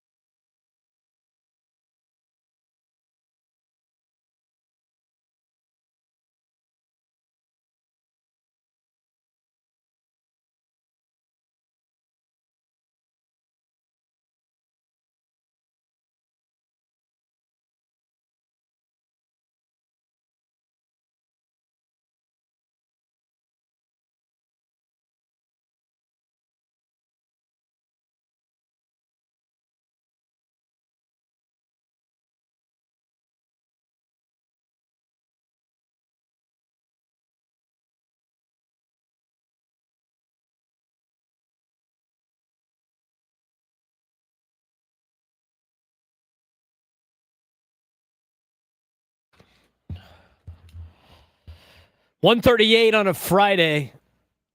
Getting you ready for a nice little weekend here in America's finest city. Weather should be great. None of the local teams in town, really. San Diego FC is on the road at St. Louis SC, St. Louis City SC. Colorado Rockies host the San Diego Padres. That will get started at 5:40. Ecowater SoCal Padres pregame show at 4:40 with Sam Levitt. Gwynn and Chris will take over for me coming up next in the 2 o'clock hour. But before we do that, let's talk a little bit more about San Diego FC with Drake Hills. He's a contributing writer for Black Players for Change. He has been on with us once a week talking about the local soccer in town. Drake, how's your Friday going? Oh, man, it's blessed, man. We've got I would say, probably our first beach day as far as our weather is concerned. We've had some rain over the past couple of weeks. So, probably go to the beach today, watch a little San Diego FC tomorrow. Absolutely. Love it. Got a beach. That's a good call, Drake. First beach day. It's a good weekend, Mother's Day weekend. Go out, hike Torrey Pines, do a lot of stuff by the beach. Should be a fun time. And then, of course, tune into some exciting San Diego FC coming up this weekend, as well as the Padres. Drake, how big of a statement was this performance last week against FC Dallas, especially from Chucky Lozano, and what made him so effective in that 5-0 victory? Yeah, a couple of things, Braden. I think first, internally, you're taking a look at a team that we've talked about it throughout this season thus far, is that this is a team that really just got together in January. This is a brand new expansion team that came together for the first time down there in the Coachella Valley, learning how to play together in preseason. And lo and behold, they start off pretty strong. They defeat the defending MLS Cup champions in LA Galaxy at LA Galaxy to start the season, and everyone's on high, right? All the guys are super elated to start on a strong note, and then we hit that 3-game span where you concede 9 goals in 3 games. That's very different. So internally, I think this game, 5 goals, obviously the most that San Diego FC has scored in one game thus far, put everyone back in check. I think everyone was back on balance, understanding that this is a league where there is a lot of parity. There are some very talented teams. We saw that from Diego Luna and Real Salt Lake 2 weeks ago, coming into Snapdragon and scoring a couple and an assist. But this FC Dallas team, we talked about it last week, it's a pretty talented team. It's no joke. But to put 5 and to have Chucky Lozano have a 2-goal, 2-assist outing, I think that gives them the balance. Now, externally, let's look at the fans, right? The fans are now understanding just how much parity that there is in Major League Soccer, that on any given night you can be beat, and you can be beat pretty bad. So I think that this is an incredible skid of I guess a struggle that you can get rid of, and I think mentally, if you're a fan, you can rest your concern and obviously see Chucky Lozano, Anders Dreyer, Milan Ilofsky, a couple of guys that were able to get on the score sheet last week. You're going to a St. Louis team who is, quite honestly, it's the 3rd worst scoring team in the league. So you're going up against a team that you should beat, and this should be a next season for San Diego FC to connect wins and start to get a win streak going. We'll talk more about St. Louis City SC in just a little bit, Drake. But what kind of what tactical adjustments from Mikey Varas, especially with Dreyer position switch and Mighton's inclusion, have had the biggest impact on breaking down FC Dallas last week? Well, I think first and foremost is they got back to doing what they did best. I think that starts with that center back pairing. I know that the guys up front will get the credit for scoring the goals, but if you saw that, what Anders Dreyers did to get that goal, I believe that was the second one, or the third, actually. I think that was the 3rd goal. I mean, that starts from the back, right? It starts inside the 6-yard box with goalkeeper CJ Dos Santos, and build all the way down the field to score. That does not happen without Chris McVeigh and Patty McNair. Obviously, Willie, I think he had a great game. But even someone like Anibal Godoy, I think there was an incredible amount of teamwork that started from playing out of the back. I think so.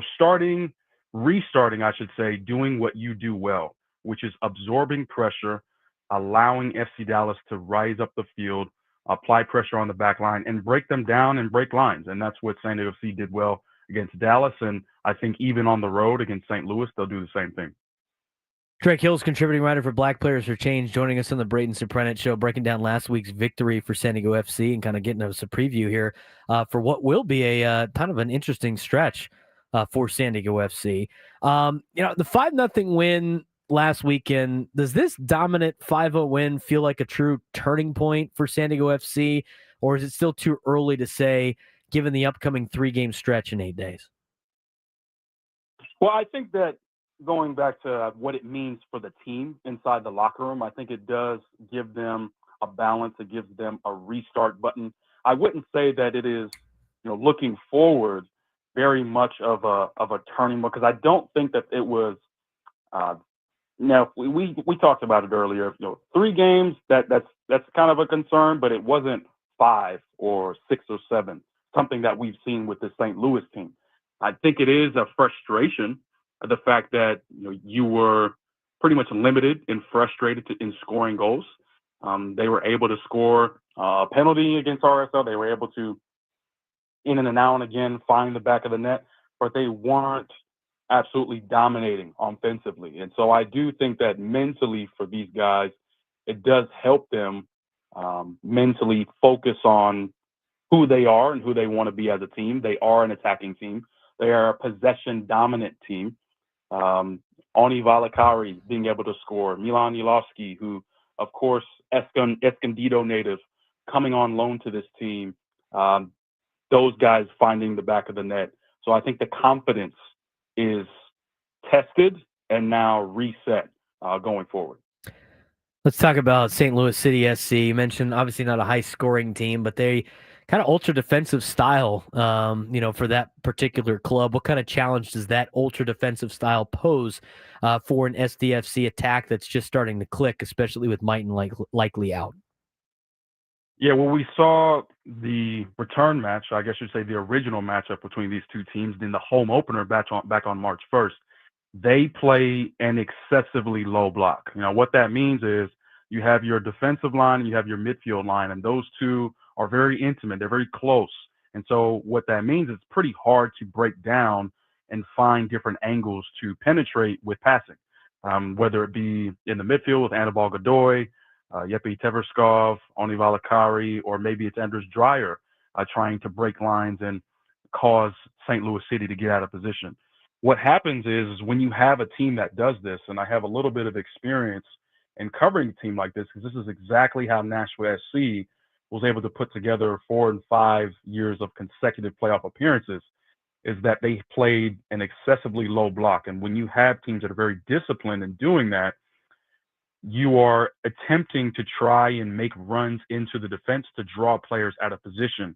And if you don't do that, then you can't play vertical. You have to play side to side, and they'll let you have the ball. They will allow you to pass the ball side to side all you want, but you won't be able to get a clear shot on goal. So I think the point that San Diego FC wants to do is to try and draw St. Louis out of that low block, get players out of position, make runs in behind the defense, and try to get some shots on goal. Drake Hill's contributing writer for Black Players for Change, joining us on the Braden Surprenant Show like he does each and every Friday. As part of those Fridays, we do some Soccer 101. This Friday's topic, Drake, is what you coined the phrase silly soccer rules. I know there's a lot of rules out there that people might not understand. What are the most silly that we want to discuss today? Yeah, well, I think it's a lot of, I guess you can call it embellishment. Some certain things that we think are like, oh, only in soccer where you can do that, right? Only in soccer, you have to, there's an indirect or the direct free kick. What does that mean? Okay, well, the player has to touch the ball before you can make a shot on goal, or you can just take a direct shot on goal. Obviously, the fact that there is extra time, right? I mean, you literally are continuing the clock that goes, even if someone gets injured. I find it to be pretty interesting, the subjectivity behind it, right? And we saw it at the 2022 World Cup, where games were being played, 10, sometimes 11, 12 minutes extra just because players were lying on the floor, faking injuries. I don't know about you, Braden. How do you feel about, I guess, the injury dynamic? Do you think that there's a little bit of embellishment going on? Do you think it's honest when you see soccer, whether it be San Diego FC or otherwise? It makes my I usually have major eye roll, but as been told before, and I understand, the late great Mario Fierro used to say, it's part of the game. You have to understand it's part of the game. Yeah, the great Coach Fierro, I mean, he was he had too much insight for himself. I mean, he really could have been a teacher for the wise men, truly. I think in soccer especially, it's hard to understand if you are just playing football or you're just playing baseball, because you don't have a rule where you're adding time to a game. But I think that the game is, starting to get cleaned up a little bit. I mean, we've seen in the recent decade, right, the Dogzo rule. I'm not sure if we talked about that one, but just like the NBA, when denying a goal scoring opportunity, right, you can immediately get a red card these days. Back, I guess, before, almost 10 years ago now, if you did call a foul on a breakaway, then that was just it. You probably might get a yellow card, but you would still probably win the game because you didn't concede that goal. So I think there's just some things that I think with soccer, offsides, another one that my dad, he's a great basketball mind, a great football mind, but for the life of him, he cannot understand that a player cannot essentially cherry pick like you can do in basketball, for instance. But hey, I think the game's getting cleaned up a little bit, but I don't know about you, Braden. I think offside is pretty fair, especially if you have 22 players on the field at one time. Just cherry picking, there would probably be goals. Probably 15-4 would be the normal score in a regular soccer game if you were allowed to do that. Unlike most people, I actually understand offsides rules. I get it. I mean, it's a way to prevent that from potentially happening. I think the weird ones is when you start getting into like lacrosse of not being able to cross a certain line and guys just standing there waiting. Could you imagine if there was a line that was built in for soccer for an offsides where the offensive players that were designated offensive players could not cross that line and they would just sit there and watch and wait instead of being somewhat involved in the play? I know they are a little involved, but kind of hands off, but just to kind of hang out and watch like they do in lacrosse would be a little bit different of an offsides rule.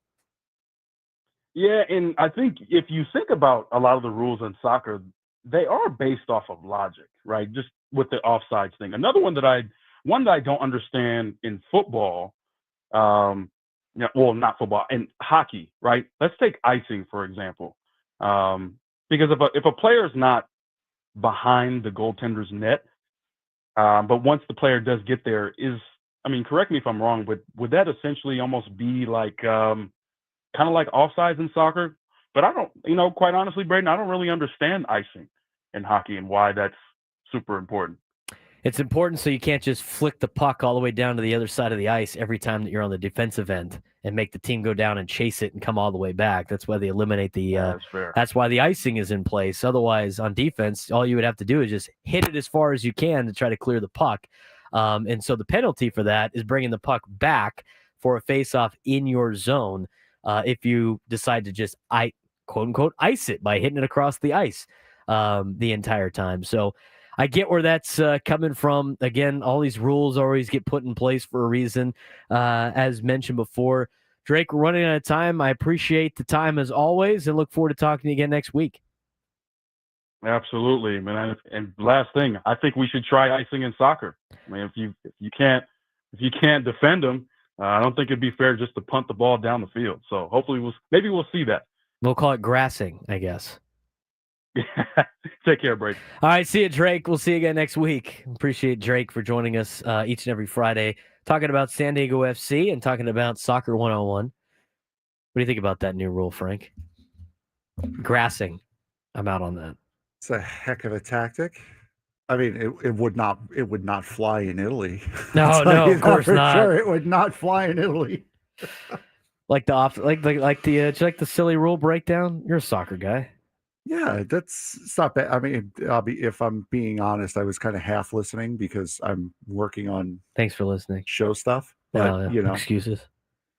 But I mean, I understand where fans do get turned off, especially not fans that don't watch soccer all the time. I understand where fans get turned off by some of the things they see, like the flopping, the embellishing. The offside can be confusing at times. If you have a fingernail beyond the furthest guy back, it gets called back. So it's good to. We don't want to just tell you about these sports as this show. We want to help educate you and learn about these sports to make you guys just as passionate about them as we are. Absolutely. Just wait for Frank to dive into NASCAR. Oh, buddy. Baby. Padres baseball gets started at 5:40 tonight. EcoWater SoCal Padres pregame show at 4:40. Gwynn and Chris coming up next. For Frank Marchese, I'm Braden Surprenant. Have a wonderful weekend, and we'll talk to you on Monday.